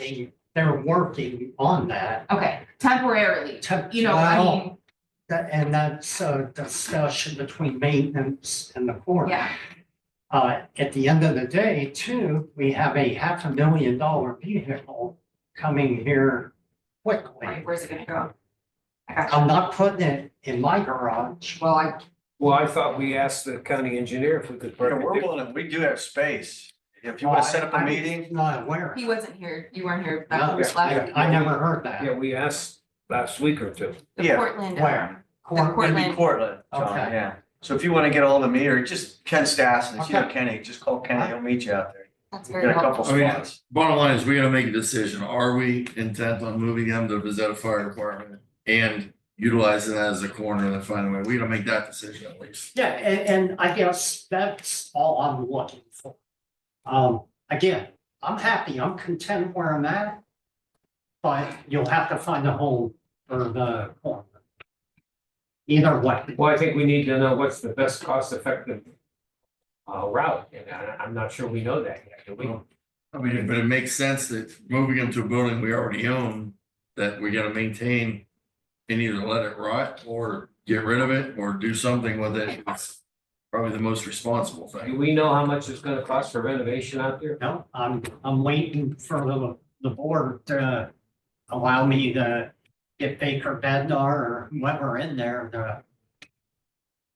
Well, I Commissioner, know that's gonna cost I money. mean, technically, let me just throw this out there, and I know you're not gonna wanna hear this. Yeah. But technically, you could move in there tomorrow and actually be working in there. There's power, there's electricity. You would have to do some things with the electronics. It's not gonna be Yeah, remodeled internet. up to your standard, but technically, it is a workable Yeah. building. When Bezetta left it, it was turnkey. if you were to be in there tomorrow, someone could work in there. If need be, in emergency pinch situation. We don't want that, but I'm saying there isn't that much. It's cosmetic of what he's asking for. And it's not up to it's not precise exactly what he needs, but he could be in the direction of moving him over there while they do some renovations is a possibility, correct? We need Well, from what I saw, there's some, internet. there's I some mean, that's the upgrades. big. All right, internet, that's a phone call. Spectrum's out there tomorrow. I mean, I think there definitely needs to be some remodeling between. Well, I agree that, but I don't think we need that. It isn't gonna be $1 million to do it. I think we can get it done with hundreds of thousands, a couple hundreds of thousands could do what he needs to do with a little bit of hard work, labor, even from some. Well, if we did that, then how much would we need to keep the corner where he's at then? That would be a question for Dr. D'Amico. I don't. So maybe we're not looking at that much money. I really don't think. I don't think you are. I don't think we are. And I think But you've asked me before, how much, Commissioner, I'm not gonna put myself. If you look where the corner is now, his office, their employees are in a room no bigger than this room with cubicles. He's got the space right there to move them, and now the garage itself would have to be cleared out and basically turned into a morgue area, which is gonna cost money, but we already own the cooler. We already paid for that and bought it. We already got all the equipment that he needs as far as desks and what his employees need to work with. We already have all that stuff. It would just be retooling for convenience, getting the cars out of there that are parked in there and redoing that garage area with some proper ventilation and stuff that they would need, to make it possible. You would have to run air, you'd have to reach the Sure. HVAC, but I mean, for sure. Well, HVAC, and then we would need something done with the, we already got the architectural plans drawn up on what needs done for Chestnut, and they already said they could modify that. We know the drainage system they're gonna need for blood and bodily fluids. We know the HVAC that they're gonna need. They've already delineated that in plans. We already paid $75,000 for it. That we could have them modify. off the top, it seems like that would probably be the best move. But we need to move forward. I mean, the past sins are past sins. We need to move forward with what's the situation at hand right now and how do we fix it? And this is getting more dire. Like you said, if he's got to leave the building, imagine what that's like if he has a meeting in there with the public or public officials, or if there's a crisis and they need to have a command center and everybody's in there wearing masks and nose plugs, because a tornado hit our county and they've got to be there. Well, that's a very valid point, and commissioners, we are, no pun intended, entering tornado season right now, just saying. Inclement weather season is here. So we probably really should be thinking this through. Also, if Bezetta were to vacate all the stuff in there right now, John, could the emergency EMA vehicle fit in where those fire trucks were, or is it, okay? Well, said, they're not there. Yeah, it's a sheriff. The The sheriff has and that stuff in there. hazmat. And hazmat, Yeah. yeah. I saw it yesterday, well, I live right there, so all the Yeah. things were outside. I just happened to drive by it every day, so. I pay close attention to that little corner lot right there. What about communication?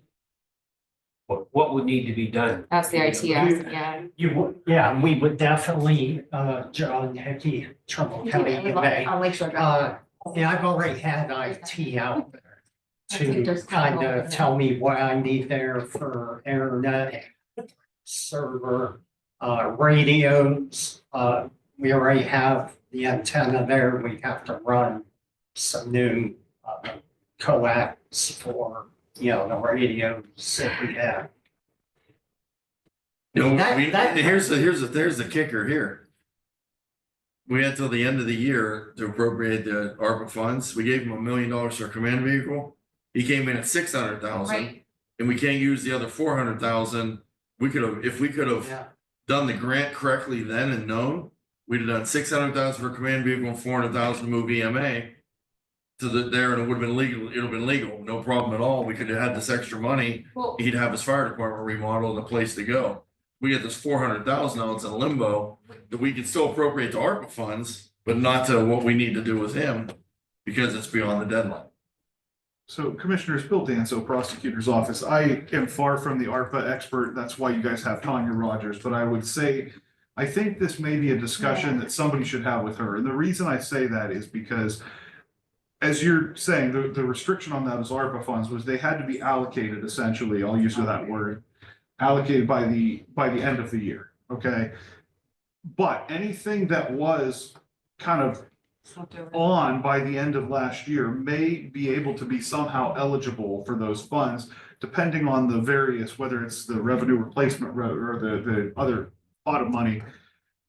What I'm wondering is if you could talk to Tanya, because I think there's been some other counties that have had to look at this. Could you talk to her about anything that may have been pending and eligible prior to the end of last year that you could essentially use ARPA money for, but you've also set aside general fund money for it at this point. So you could kind of swap out the general fund for the ARPA money. Now, again, I don't want you to take my word on it. I'd really like you to talk to Tanya about it, but I'm wondering if there is a method that if you could find another project that was pending, that was eligible prior to the end of last year, that would maybe expend, maybe look in the sanitary direction, or that's not general fund, so that's tough. But something that would be an eligible fund that you could swap that money into and then take the money that you had allocated from the general fund for that purpose and reallocate it for something like the EMA building. I think it's worth talking to her about just to see. We had the initial ruling from her and she said no, but I think, I think somebody from next. Why don't we let, Bill, why don't you call her? I can call her, that's fine with me. Julie Green, I worked on the MOUs and I came up with the obligation question last year in July, because I knew Gary was never going to be able to procure everything by the end of the year. So that was where it started. We ended up with, I think, 15 or 16 MOUs. It's my understanding, based on everything I've read, I'm not an attorney, but I believe Tanya will agree with me. If it's not stated in that MOU specifically, it's not an eligible expense. but has So- anything changed? There was a new administration came There's in. no new There's guidance. many more counties. I mean, this is money in every county across America. There's no I new can't believe they all guidance. hit the There's deadline. no new, well, they probably haven't. There's no new guidance that has been issued. But again, I think what Tanya will also tell you is it's up to you if you want to go against the advice of, you know, what the law says, because it is codified. That's up to you. But based on everything I've read, there is really no wiggle room. It had to be obligated by the end of the year. And the MOUs had to be very specific. That's why when we rewrote the MOU for Barry Brown and Fair Board, we made sure we put specifically in there that he wanted a PA system, a swine barn, and all of those things that he's now able to contract for in 2025. Maybe that's something we talked to Senator Moreno, we talked to Senator Houston, we talked to Dave Joyce about, hey, can you look at this? Here's what we want to do. Can you do on the budget bill amendment or a line? Yeah, I mean, we're not taking it out of here and doing something completely different. You know, It's money, we're still our money. Yeah, I mean, it's still for the EMA, you know, we're not trying to pave a road. Yeah, the other thing that I wanted to bring up too, and I'm sure you are aware of this, it has to all be spent by the end of 26. We're already at May of 25. If you don't have a project that's out to bid or underway by the end of this year, I don't believe you're gonna be able to spend all of that money by the end of 26, which is why I emailed you. So that's just another thing to think about, whether you spend it on the existing MOUs or it gets sent Well, that's back. another thing we could talk to them about if we have a project under construction. Right. I mean, and I agree with you. Commissioner. We need to address that. Okay, Bill, if you can reach out to Tanya, we'll bring it up to the congressman and the senator and just bring up that, hey, we have this going on.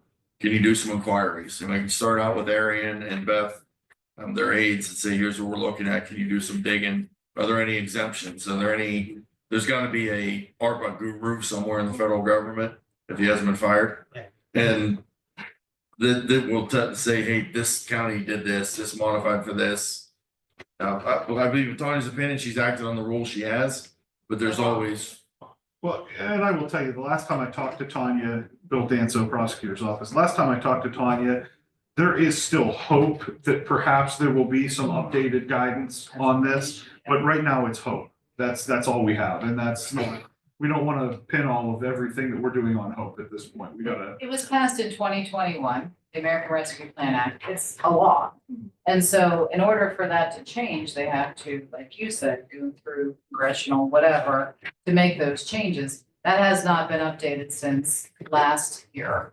That's when they came up with the new obligation instrument to explain to us, hey, if we're not under an actual contract, how do we obligate these funds? That's where we came up with the and MOU. I think some of it is also up to there's some interpretation the Treasury Department's making along the way in their guidance. So we'll see. I'll talk to Tanya. That's She where knows the better than amendment I came do. from. She's been on Yeah, top they of that. can always add amendments. Yeah. And the government's good at that. Ariane things walk through that building, so she would be very familiar. Yes. So let's work on that. Because we're gonna need to know too, because we're gonna have other ARPA, we're gonna be in this situation, not just with this, but a lot of other ones we need to reallocate. You might wanna have whoever's gonna be asking too. There is entities that are saying, I have leftover money, Right. and we need to be very, we need to be very. Is there enough money to pay for all three of these things we want? There may be. Well, hold on, I don't wanna, can I just finish first, please? I don't wanna go there yet. We just need to make sure that those monies are, we don't wanna see these townships or villages or entities get in trouble either for having leftover funds that they think are theirs. We need to be very clear on what the directive is Sure. for everybody here. Before we start allocating it places, let's just make sure we get our monies back. But even with that 911, we allocated funds for all this equipment. Can we add funds for where the equipment is stored, where it's housed, Well, what building it's in? possibly, but I think first we need to, I think projects need to, that are finished, we need to know what money was left over and get that money back. First off, let's not put the cart before the horse. Let's get our, Well, there is reporting I know Shara has to do. We just saw it at the Township Association the other day. They told all the township people, hey, you gotta report Right. your ARPA monies. We need to do a report. Right. Every township needs to report the government, the status of but where they they were are. just told that. So I'm sure we're gonna have the same thing with our county money. And Shara is the one in charge of that. Sorry, Shara, if you're listening, but she is. And then maybe instead of piecemealing, you look at it collectively of how much money you then have. That would make a lot more sense to me, instead of saying, hey, we got 100 from this project, 200 from this project, 500 from this project. Why not look at it at what you have? Sheriff Taylor Commissioner's Office, yes, we report every Yes. quarter to the US Treasury. And it's pretty detailed. It's a lot of work. I'm almost done with this quarter because fortunately for me, we didn't do a whole lot this first quarter, so I'm okay. I'm in good shape. But one thing that we might want to draft a letter to everyone who has received Trumbull County funds, ARPA funds, because they have to report to us how it was spent. So each file has to have their own documentation regarding what they actually spent. Jared, when you sent the agreements out, did that include the procurement policy? I didn't send the agreements. Who sent? Did that include the procurement policy? It was just the agreements and then the three docs that we need. That might be a good question for Tanya, regarding the procurement policy. I know we adopted it in 2022. I don't know if it applies to our subrecipients or if it only applies to our county. It should only apply to us. However, with that being said, that should have been a question initially discussed with. In 2022. Yes. There's a lot of things that the team could have been a lot, it was disjointed. It could have been a lot better together and we could be in a different spot today if it had been.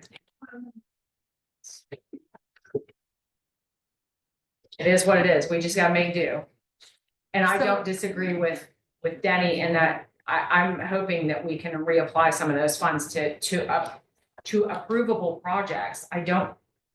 This isn't making sense to me. So I mean, Sharon, I get what you're saying. do you think That's what that I it would read. make sense then that, I guess you're saying what I was just kind of saying, I don't know if you heard me, but I feel like we need to be reaching out to the townships, villages. We do. Like now, and We do. start to get a better understanding of your project should be nearing completion. To Julie's point, if they're all supposed to be completed by 2026, you are probably well along your way of either having it done or completing it. You should kind of sort of maybe know by now Yes. how much you're gonna be expending and then also how much you think is gonna be left, so we can go to Tanya with a better informed plan of, we think we're going to have this much. what can we do with it, Well, if anything? Here's the other thing, and we had a local, I can't remember who it was, I think it was McDonald. Mary asked what, They, no, they had extra funds left over and then they wanted to add more, so they came and asked for more. And we See. can't do that, but they had like $5,000. And I'm like, it was for your ambulance. Why didn't you? I don't know. I'm just very. 11,000. No, it was only 5. They were asking for the additional so they could buy that power car. Cause he neglected to put that in there. And I think we did buy one. You might as well, if we're gonna ask, we'll ask. No, I'll get with her, it doesn't matter. They'll Just, have them ask that question too. And we need to give us. There's definitely going to be money left. Like the accountant, I'm pretty much done. I'm done with him. And literally like, there's gonna be like $200,000 left or a little bit less. And Tanya's gonna have about 200,000. Which wouldn't have been, like, the accountant money wasn't assigned to an actual project, so what do you No. do with, you see what I'm saying? That's what, yeah, I mean, it's like, there are things that didn't get done because He's gonna of, keep it the same. it wasn't necessarily approved. Like, if it's approved now, why can't we do it? Okay. I get it. We gotta move on, ladies. No, I mean, I'm just telling you, Julie Green, I'm just telling you what I've read. So we repaired the draft MOUs, Tanya signed off on them. She stated that as long as the scope of work that's listed in each MOU is detailed, that is what you can use the money for and contract for in 2025 or 2026. So if monies are left over from other projects, those extra monies can be allocated to the projects that are under MOU. That's it. That's my understanding. If the Congress is able to change that, my experience with Congress, they don't move that fast. No, but And you we got- only have a year and a half left. So I'm thinking you need to plan how you're gonna spend this money right now and figure it out. But I can imagine Versus waiting. just from seeing the trustees that we've dealt with too, some of the trustees and some of the townships. Yeah. They appropriated the money, they didn't have a Tanya, they didn't have an accountant, they didn't have a thing, and there's gotta be probably 60% of America wasn't compliant the way that we are. That's gonna cause them to have to reopen some things, either get a whole bunch of money back to the government, or they're gonna have to relax the rules a little bit, and I think they will do that. It makes sense, they would. We'll find out. We'll find out. Okay, we got a whole bunch more we gotta get through. If Rick, we so. could just get some of these things back, like from the townships that they spent and get a report back from them on what was done. Then we can start like closing stuff out and moving forward and figuring out what exactly we have. Right. So. Thank you. Okay, thank you, Sharon. You're welcome. Mr. Slawinski, sorry to keep you so long. Okay, it's It's interesting. getting longer and longer. Mike Zelinski, Trumbull County Road Official. Commissioners, the Fair Board is here. There was questions brought up at last work session about what's going on at the Fair Board. Specifically the painting was brought up by Jim Taylor, the painter's business agent, how the process was. Members of the Fair Board are here to answer any questions you may have to that regard. Well, I think Jimmy Taylor had a lot of questions, and was he aware that they were gonna be here today? I don't know. I mean, I was told, I watched it on the video stream and I think it was you, Commissioner, that said, hey, let's next week. Yeah, bring him in. I'm not sure why he's not here. I guess Barry, just give us a rundown of what your side from what you know. Mr. Taylor gave us his side at the last thing that he wanted to know that the bids were put out, how the bids were selected, and he was under the impression from Mr. Hart that another company got the bid and then he found out they didn't. Someone else got the bid and he had some questions regarding that. So I guess just the basics is all we really need. I'm Barry Brown, President of Trumbull County Fairgrounds. I'm gonna turn this over to Mike for right now. I'll talk to him a little bit after him. He was in charge of the whole project. He put the bid together, did the whole bid process. Mike McCaskey. Mike McCaslin, I'm the treasurer for Trumbull County Fair Board. We had received a $500,000 grant from the state of Ohio for upgrades to our grandstand. We then went through as a board and selected painting projects, ceiling projects, redoing and replacing our sectional garage doors, redoing and upgrading our lighting systems within that. We then went through and I'm going to mention A1 Painting was actually a company that had been in conversations with Bill Hart before us and walked through a project that they had then taken and did a scope of work for. They then submitted their bid based on that. We in turn then reached out to an additional painting vendor to take and walk through their scope of work. And then we also then took and put initial projects with that based on individual priced items. So it was not just a one lump sum. It was all broke down. We then took and looked at both contractors, both on their abilities, what they could provide. We felt that A1 was not the company that we were going to go with, not because, well, for one thing, they were not the lowest, but we felt confidence level in what they could provide as far as professional services did not meet our needs, nor did it exceed the other company that had bid. Was this ever publicly posted for anybody, or did you specifically just reach out to Well, like I Nick's say, and not reach out and it all started off with, I'm not gonna, throw Bill Hart under the bus, but it all started out with him. And then working through them, and they, like say, set up that first bid with A1. So we never publicly bid this thing out. We never opened it up for any company to We bid or on. they did not. Correct, that's what I'm You saying. get a bid, you got a price quote. Correct. They quoted you a price, Yes. and it was to the neighborhood of $300,000. That's what the. A1s? Well, what's the lowest? Well, my question is, was everybody bidding and looking at the same thing? I think that's. Absolutely. I, Absolutely. But Right, he's but it got the wasn't- documentation to show you when Mike does something, very proud president. When Mike does it, every paperwork matched, they all got the exact same, what we needed. I was involved with A1 when they came. Can't even believe they'd send this guy out to give you an estimate. We have leakage coming through cracks, and he says, why don't you just seal it down here? Well, if your drywall is leaking, you fix it on the roof. So this guy, so when this Nick came out, I know more about painting, spending 20 minutes with Nick's painting. He has a meter.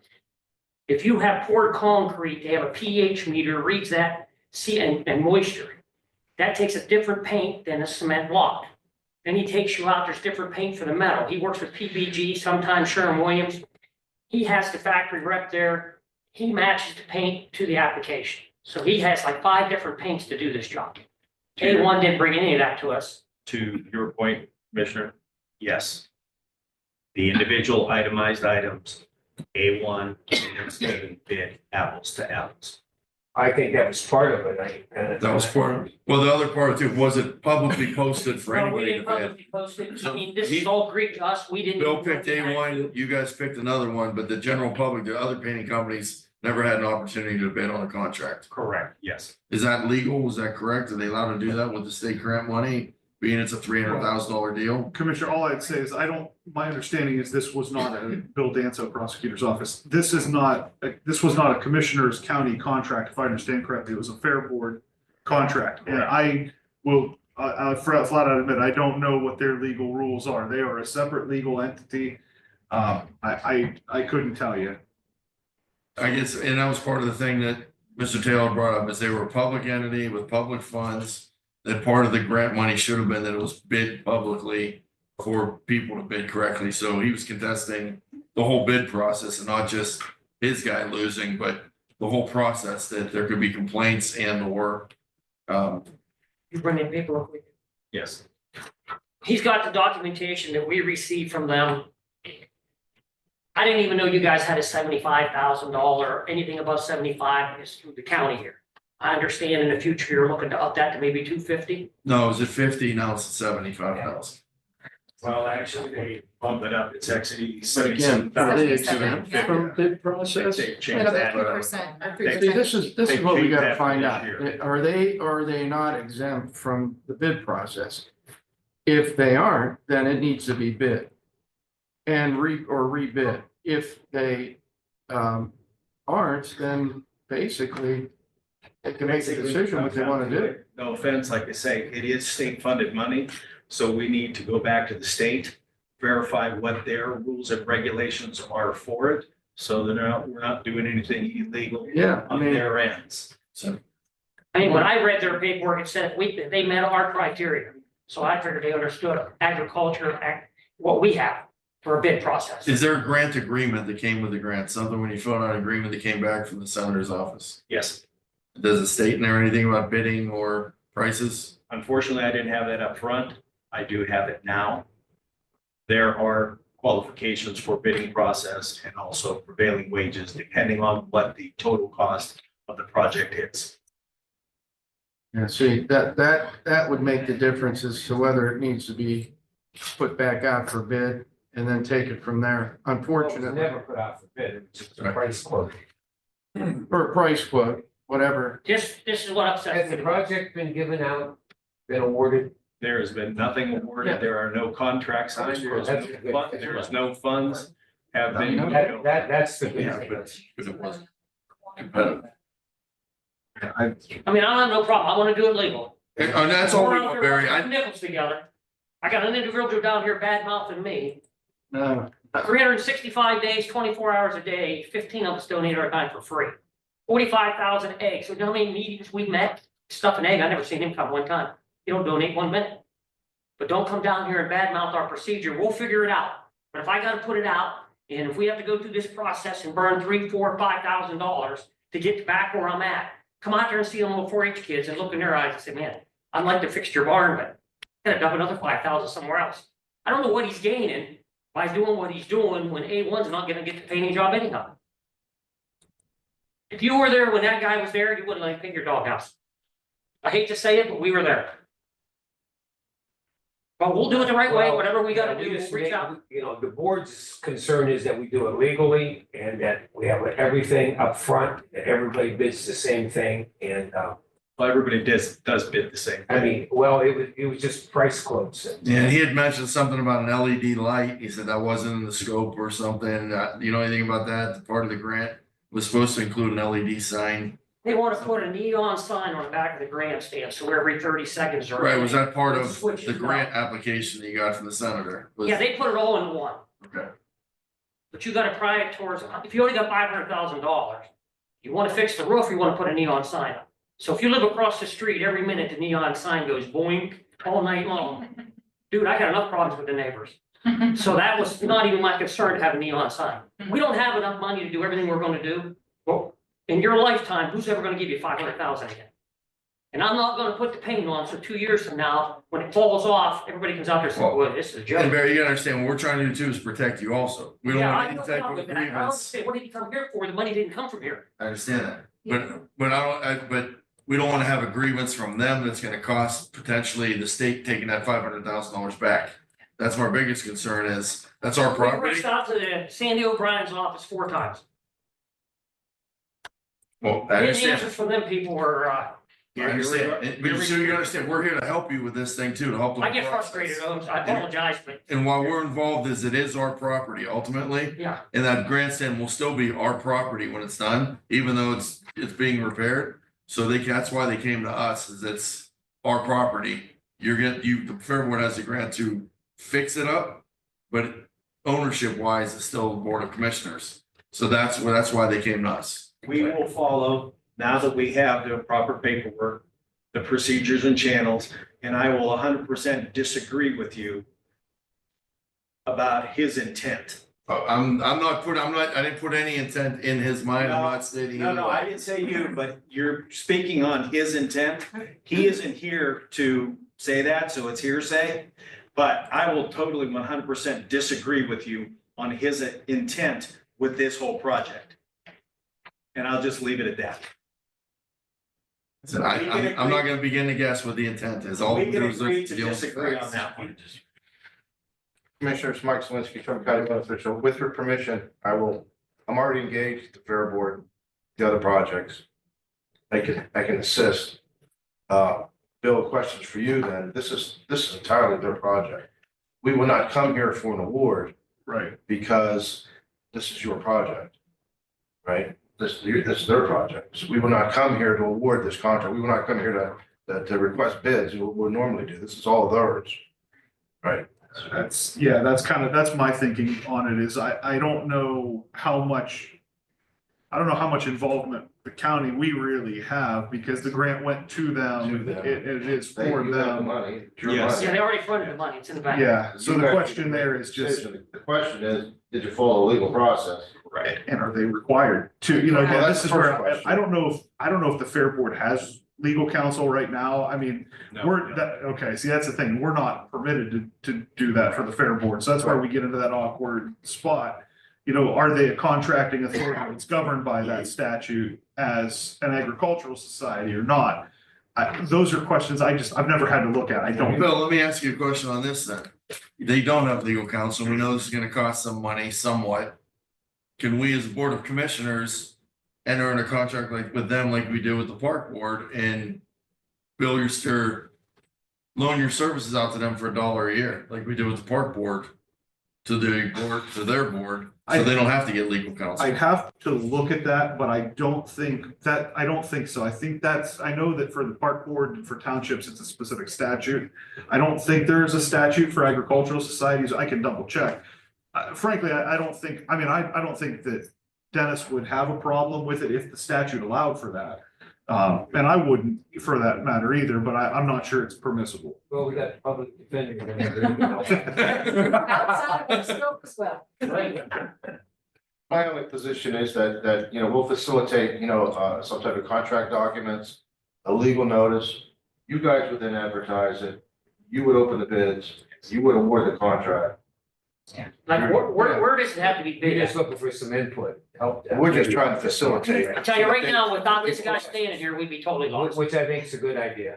We're just gonna facilitate. That's all That's all. We just wanna make sure it's legal too, because I don't want anything where there's a protest and all of a sudden Barry calls and says, guess what? The state took our money back. You know, we don't want that to happen, you know, because we love what you're doing. You put in for the grant. We're very appreciative of you doing that to enhance the fairgrounds. We're all on board with that. We're all on the same team with you guys improving, doing everything you're doing out there. But when we get concerns like this, we have to address somewhat because we want to make sure they're not going to do anything that's going to jeopardize. The threat would come from a disgruntled contractor filing an injunction, filing some type of lawsuit. Correct. Of harm against the Fair Board. We don't want that. Potentially drag the commissioners into it as well. Mary asked the question about where to advertise. I'm not sure if that applies to agricultural societies either, but townships no longer have to advertise in a newspaper. You can advertise on your website. That's what, because Tribune is $1,000 when I get put up, I needed a secretary. Can we use the commissioner's website as well if we coordinate that activity? Not have any problem It'll with be that. a legal notice. As long as you state that it's a fair Legal board, notice you will know. refer back to their bid opening. Right, you would have to have a bid opening to your place. So We'll steer through this, I mean, but let me just tell you this A1 painting, this guy comes. You've been in that grandstand, this place is huge. He saw I put a space heater in here, I'll be able to paint it here in April. The next guy comes with a meter, he says, you put this moisture level, that's not gonna get you, I might not even be able to paint for you before fair. I said, I don't care about painting before fair, I want a quality job, because nobody's ever gonna give me this money again. So you're comparing, there's not even apples to these two companies. And Irregardless, like I say, we will go back through the state requirements, follow what they are, It's literally, she's making a copy. thank you. follow their requirements. First, we gotta find out if we're eligible, if we have to do it. We'll figure out, have to call somebody, I don't know. What department did that grant come from? Sandy O'Brien's office and Nick Santucci's the one that pushed it. I mean, it could have been USD or it could have been Department of Agriculture, it could have been an ODNR grant, could have been development grant. It's a capital grant project. It's a OBM.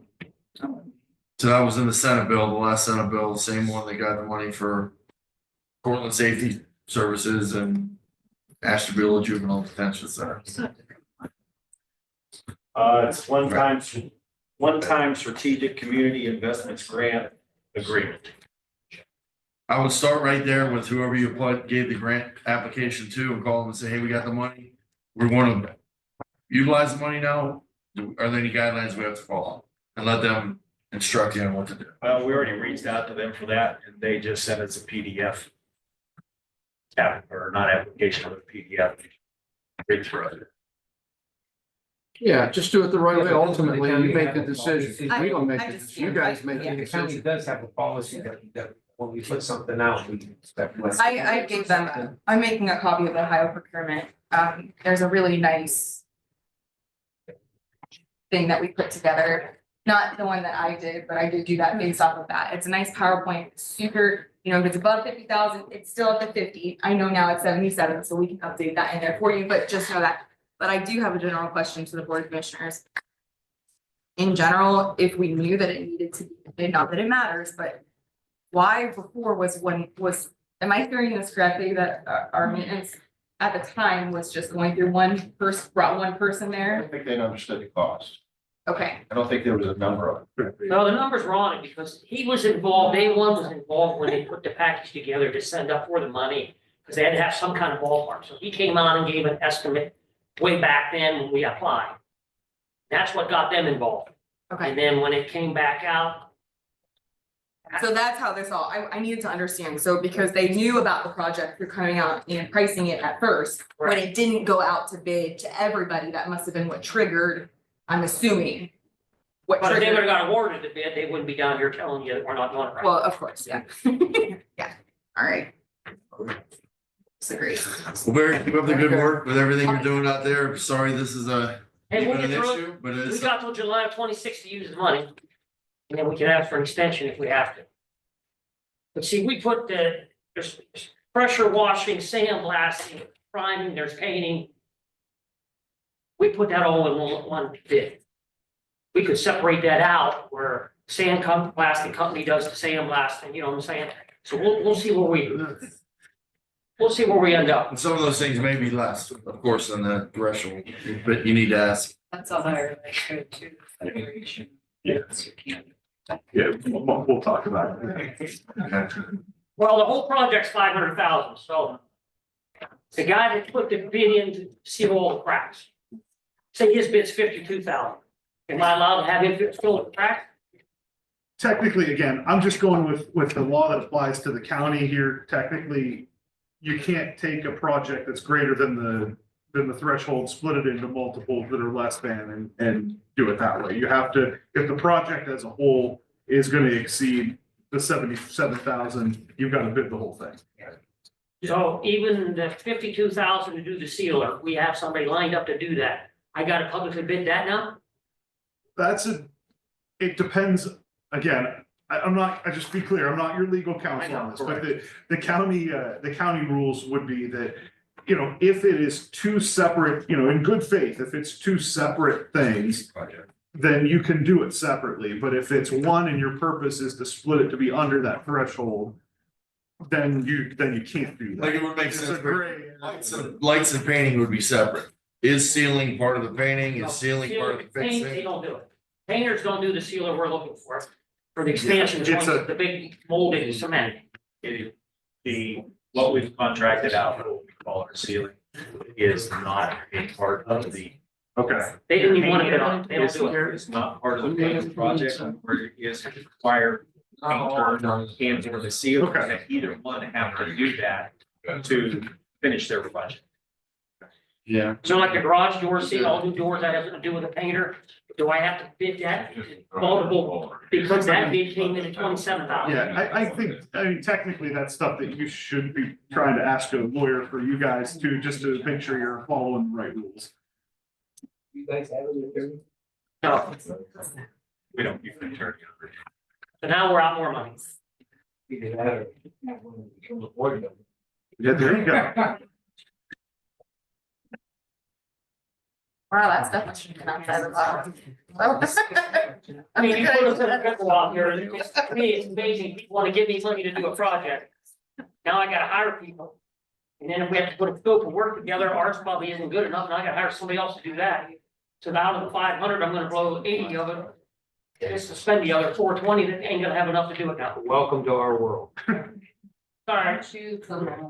We'll just let the powers to be know when we're all done what we had to spend to do that project and what we could have used to complete it to benefit everybody. Looks like I got her. And let him, as been said before, chew on that. I know they put you guys in a bad spot. Hey, there's nobody more union than me. I got fired from the first place I worked.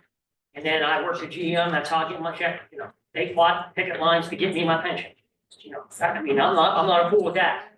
But this is out here helping every community. I don't care if you're from Asheville, Columbiana, Mahoney County, Trumbull County. When you come to the fairgrounds, it's for you. And if we just had a horse show out there, this is awesome. Little girl about this big, she looks up, she's running wide open, screaming. Here comes another one the same size, and they just hugged each other. I missed you. It was priceless, dude. I don't warm your heart. Yeah. Yeah. No, you guys do a great job there, Barry. I think it's just that, and you ultimately, your board chooses whoever you want to choose. Commissioners don't have anything over it. It's just to do it the right way. Yeah, we chose, actually, When the you bid make we that chose choice. was less.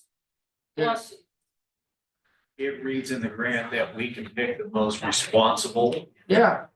vendor. Mhm. And that is our makes decision. sense.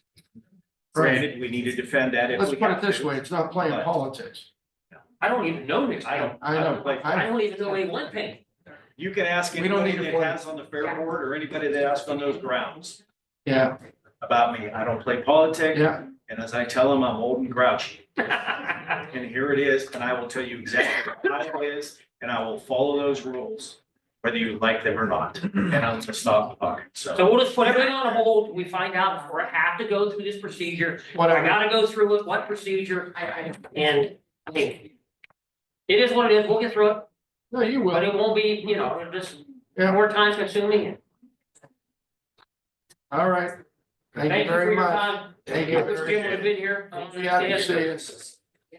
But hey, like I said, you guys, this team, I don't care who I call. Everybody's fantastic. But without him right now with Bill gone, dude, Oh, yeah. Yeah. and this new project, I mean, I can't even get on the agenda to come down here without him putting me on the agenda. In the future, we need to look at, if I'm a county entity out there, why can't my secretary have me on that portal that you guys have where we can put ourselves on the agenda? I don't know. I guess that's, Should be. only certain entities can request to be on your agenda. Yeah, my understanding is that if you're not able to use the portal, you can continue to use kind of the old method of just sending an email to Lisa, just. Nobody told us Can that. they get it? Yeah, that's what I've heard. Can they make a journal entry though legally? I mean, the worst that can happen is the commissioners could say take it off, I Right. suppose. Well, Barry, you could always call, one of the me or commissioners Right, to we get it got on the an agenda. answer over here, Bill. They have to be on our system to get to the internet. Right, and see, they're not. Just for the portal, though, but Yes, we were they can very, still email the but we were VOC. clear in the SOP that they could email the They still POC. email it. Yeah, so Okay. we'll get you a copy of that too. How about that? I love it. Cause I'm pretty. My secretary's right. They can give you anything. It's just if we don't have the knowledge. Cause we knew that there would be extra, Because I'm absolutely, gonna- we don't have our systems, we need to be able to, there's plenty out there that's not, you need to be able to. All right, we gotta move on, everyone. Thank you, thank you. Thank you, both. Do you have an email? Commissioner, I got a couple things Countyfair@gmail.com. we gotta go over real quick. First off, next Tuesday's meeting. Who was our representative for that? There's about 6 protests. Okay, are you gonna be there then for Tuesday, May 6th, 2:30 Oh, wait. Yes, board or revision. 2 o'clock, I'm sorry. Board revisions I thought is you meant the other- when people contested their taxes going up, and then they revise that, we have a representative on the board of revisions. And then we didn't designate for this year who that would be. It's Tuesday, May 6th, 2:30. Can you give me a break where it can be someone else? Yeah, that's nice. Also. I can do it. It's next Tuesday if you want me to do it. I can continue to do it with this. It's meeting with the auditor and then looking at stuff and making the thing, so I'll do that. All right. Report in the media yesterday about Kimberly Clark, we're competing with North Carolina. I called, that's non-existent anymore. That's initially when we came up with the project, they were looking at different areas. WKBN must have picked up from an old application or an old thing that was still in competition. It still needs to be approved by the board, which is gonna be Thursday or Friday. Kimberly Clark's final board, they got all the stuff they need. today, this morning, it was like a city out there. And the one guy told me, he said they had everybody working out there except the Starbucks truck. It was, Well, so they are out there actively doing their thing, getting paid by Kimberly Clark to do it. So we expect, the thumbs up on Thursday and Friday, and then it's a done deal, official announcement, and that puts all the speculation to rest. But that was something that just to settle. the headlines kind of worried some people. I've had a phone call as the president, and I won't go any further, but that, I didn't even see that report, but that's just to sell more commercials. It was to get people to watch, watch Exactly, TV. There's no competition. Well, I thought, and I was concerned, and I reached out, I mean, it just. And you weren't the only one. There were other people saw that, and the way they put the headlines made it look like we were on the bubble. That's not the case at all. Yeah, I mean, our concern was we want to make sure that we can do everything we have to do. Okay, next, we got a Valley Vision meeting on Monday at 2:00. It's at Eastgate. Just letting you know. From then on, we did get approval. Our Trumbull ones are gonna be at the Veteran Services Center. Right. So those will be every other month. But this month is gonna be Monday at 2:00 at Eastgate. Has it been a month already? It's Since already, we've been there? well, they staggered. They had to move the last one back a little bit, but this one's May It's 2 5th. weeks. So, Tuesday So many morning flowers. is the OPWC meeting. And what that is those issue 2 funds that we're seeing everyone vote yes on issue 2. They allocate the funds. This is not the application period for the next funds, I guess, Gary, but kind of a reevaluation of where they are with the funds. We had a meeting in the fall. I think it was a couple days before election day. And all of Gary's proposals were shot down, and actually our engineer voted against our sanitary engineer's proposals. Now, with an administration change, hopefully Gary and the new engineer will work better together so we can have an equal blend of sanitary and road projects at the same time. And so Pendleton and some of the other projects that Gary's working on are dependent on OPWC funds, which right now is dependent on this issue 2 passing too. So Right. I don't know who your other voter is, if it'll be, or from the engineer's office, will it still be you? David will be, I'm the alternate, so. Okay, you're still the David's alternate, the primary, like Gary's the primary, and he has an alternate, but I'll be attending all the. and you'll have an meetings, yeah. alternate with you to replace Mr. Varner. Yeah, Commissioner, did you see the email I sent back? I did. this morning? I did. And like I said, we got pretty harshly the screws put to us last year, and I was there for it, and they didn't care, they didn't remodify. Right. Hopefully, there's a little bit of an attitude change there, it'll be a little Oh, I fairer can tell you, process. I was successful through many rounds in there of getting projects funded, but last year was I want to call it an anomaly that for some reason. Right, well, hopefully we won't have that again. Against me last year. Okay, we got the proposal, you saw the iHeartRadio for the lady that was here. She went to work with, April. Pretty high. Her cost is pretty steep. So I mean, she's looking in the hundreds of thousands of dollars. I think the top one was $310,000 with advertising. We'll have to readdress that another time, but I think that's, I wasn't Extremely expecting that kind of money. I wasn't either. And then this past weekend, I think we need to address it for the citizens too. We had heavy rains on Friday night, and northern part of Cortland took the brunt of it. One of the neighborhoods back there, Tournament Trail, they had some flooding, and the electric company came in and it knocked on doors to see if people were flooding. The ones were flooding, they shut their electric down so it wouldn't affect their meters or their electric service, to create a hazard. Well, there were some people that weren't flooding, that had sump pumps that were working fine. When the electric company shut them down, they flooded 3 to 7 feet in their basement. So we got a rash of people there that are really extremely pissed off right now Then that they sue the insurance. I don't know what's gonna happen with this. Cortland City, John was there with them. Cortland City and Ohio Edison made the call. And if they knocked on people's doors, and if they weren't there, they shut them down. And the ones that were there, and John said this was at 4:30 in the morning or something like that. Yeah. So there were people that were shut down, some people that weren't home that had sump pumps that were working fine. And as soon as the power was shut off, now they flooded, and they flooded because of Ohio Edison. I don't know what's gonna happen with that, but the one thing I want to ask Gary is, there's a problem there with flooding a lot in that neighborhood. Does that have anything to do with us, or is that Cortland City? Which neighborhood? Tournament Trail.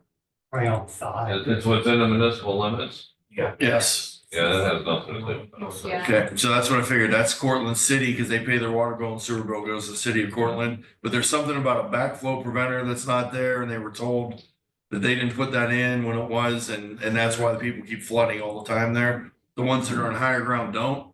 The ones on lower ground do every time they get a heavy rain. And so that's something they need to address with the city of Cortland.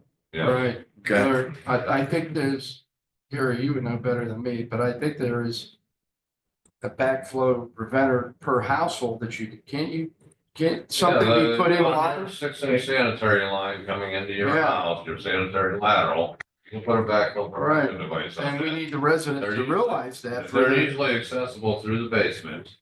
Yeah, Okay, so you're gonna put it on there, go down below the foundation of the basement, if you got a floor drain.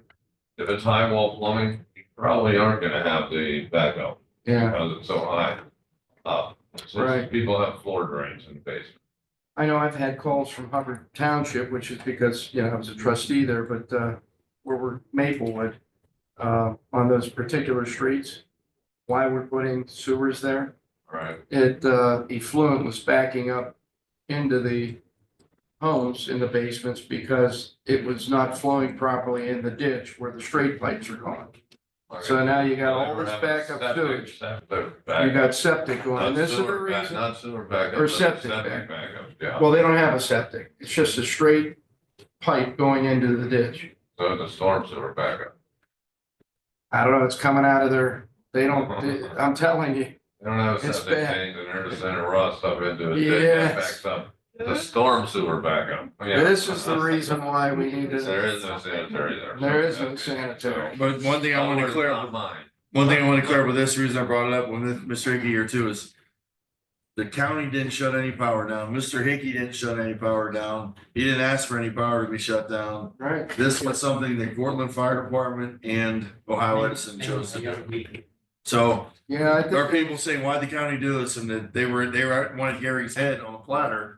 And then the ones I talked to said, I think that's city limits. You pay your water bill, sewer to the city. You need to deal with the city service director or the sanitary engineer or whatever with the city of Cortland. And the fire department. Somebody's trying to blame me for that. Oh, yeah. Oh, my. that was a gutsy call to turn people's power off because others were flooding. I mean, Well, huh? yeah, Kind of gutsy. I don't know, with the others that, there's some pumps will work, of course, if they don't have a battery backup. I'm sure there's a reason. they have water. Yeah. We went to one house, the water was shooting out of the toilet. Sure there's a reason. Out of the toilet. Holy mackerel. What in the world? But there was one house doing, others weren't. The ones that weren't now are paying the price because they had no cell phone. Well, By the time they called the company to shut it, turn them back on, they only had 3 feet instead of their neighbor that had 7 foot in the property. Anyway, wow. we cleared that up. It wasn't the county's thing. We feel bad for the people there. Hopefully something happens. And then the last thing I had on here was, there is a company now, it's Phillips Manufacturing, that shut their doors. Yeah. People laid off, and I there are called, some people that have reached out to inquiring about, hey, you guys are helping the hospital. What about Phillips Manufacturing? I So I called, wanted to address it. just commissioners annotated, but I had somebody stop at my business about it from the area. I did call the CEO, left a message, and I did call the vice president. There's a woman and a man, left a message, no call back. The union wanted to see if maybe the principals, the owners would be interested in negotiating, but evidently there's no negotiation that they're interested in. So I haven't had a call back. I made a courtesy call and haven't heard anything. And I think that they employed like 40 some individuals. My understanding is the company had a meeting one day and told them they were going to close their doors. And then that was it. It's ridiculous. I have 2 items. Number one, gentlemen, I think we should put on next week or on tomorrow that we're gonna name Rex Fee as the chairman of the advisory panel. So we get moving on that. We need to, these bylaws too. If Well- we have more time today, we need those But I think steps. if we get him on there, then we can talk bylaws and whatever he wants to Sure. incorporate him on that, but let's just put him on so there's a process that get him in. But we have to give the direction of what we want them to do and. Well, we can let talk to them- him about that also. That's So, fine. You all right to put him on? And then the other thing is, what about K-All Yes. consultant? Are we prepared to, Yeah, they gave us an offer of 3,500, 2,000, 2,000, 7,500 a month. I would like to have one of us negotiate with them and try to get that shape down to see what we can get for maybe 5,000 or 6,000 a month initially as a trial period as we get involved with them. I don't know if we want to bite off the whole big A+ package right out of the gate. I think if we can modify that a little bit, at least in the first thing, I would be a little more comfortable if we were paying like 60,000 a year rather than, what they're asking, which is, So do you think that we need Almost that 100. the full scope? Or do you think that we should just, I think Alex DiVincenzi, Bush Human Resources, I think she gave you the full scope. I think what I'm hearing you guys say is you want to see if where that can be scaled back to get you to the number you would like to be at. Is that what you're saying? I mean, the just full getting scope- out of the gate, the first couple of months are gonna be just a learning period where I don't wanna pay full price as we get into a relationship until we see what's working for us and what's not. I think there's a lot of stuff in there they're not gonna be doing for us right out of the gate. And I would like to structure something where we start out with like a 1-year contract at less than the 7,500 a month. And then as we get it rolling, then we can ramp up services of what we need as we see some results, as we see, as we get through the honeymoon phase. you know what, Commissioner, I don't believe they want a contract. I think they work month to month. I thought I heard her say that.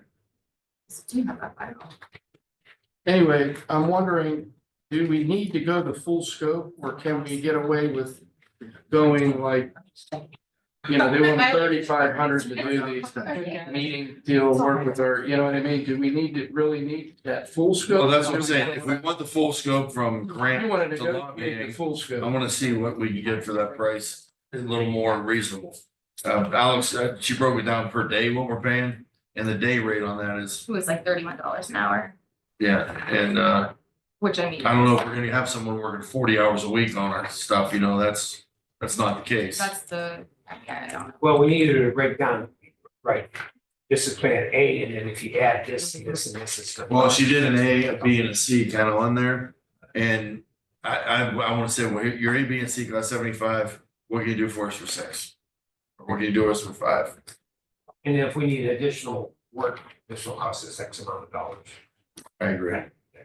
Because we need to get that plan, especially with you going to Washington and, we may stumble on something. Right, I want them ready to go as soon as possible, I agree with you too. so. And just to be clear, Commissioners, this is a professional service, consulting is a professional service, so competitive bidding is not required.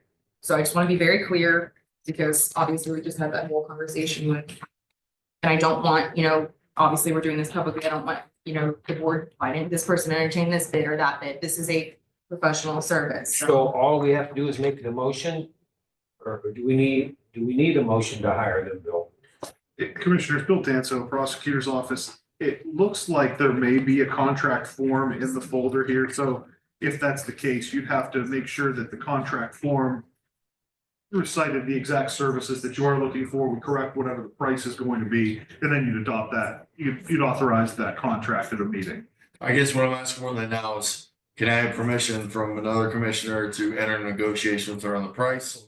And then bring the contract forward for potentially next Wednesday? For Bill to approve it. Yeah, it's gonna go to Bill first, to approve the form, and then from there, we can possibly vote on this thing Wednesday. Is that a yearly contract, Alex? So they're not, so it's pretty clear, she was just giving you her fee structure. I can provide references and our written contract, once we have finalized what you want our scope of work to be. So this is we're doing I think this is the step where the Board of Commissioners needs to make a decision on what that scope wants to be, so she can officially offer us a contract, then we can, entertain a year. We obviously want to put some, I would think, measurables in there that we would like to, meet at the 1-year period and see what return on investment we've gotten. I mean, those things should be in that type of agreement. Because we're paying for a service, we want to make sure that we're keeping some sort of fees for that service. Yeah, and I'm sure they'll meet with us anytime. I'm sure. Well, to hit their goals, what they're saying, they're gonna have to be here pretty much every week. Which I'm sure they will be, but I And just want we- to make sure you're this is covered. a slow process. You're not gonna sign with them today and get $100,000 grant tomorrow. Right. It's something. that- Yeah, that's Life understandable. doesn't work like that. And we also have to have some projects ready to go, so when the money's there. Right. We're all on board with that. Commissioners, Mr. Chairman, I move we adjourn. I'll second that. Mr. Bernard. Yes. Mr. Malloy. Yes. Mr. Hernandez. yes.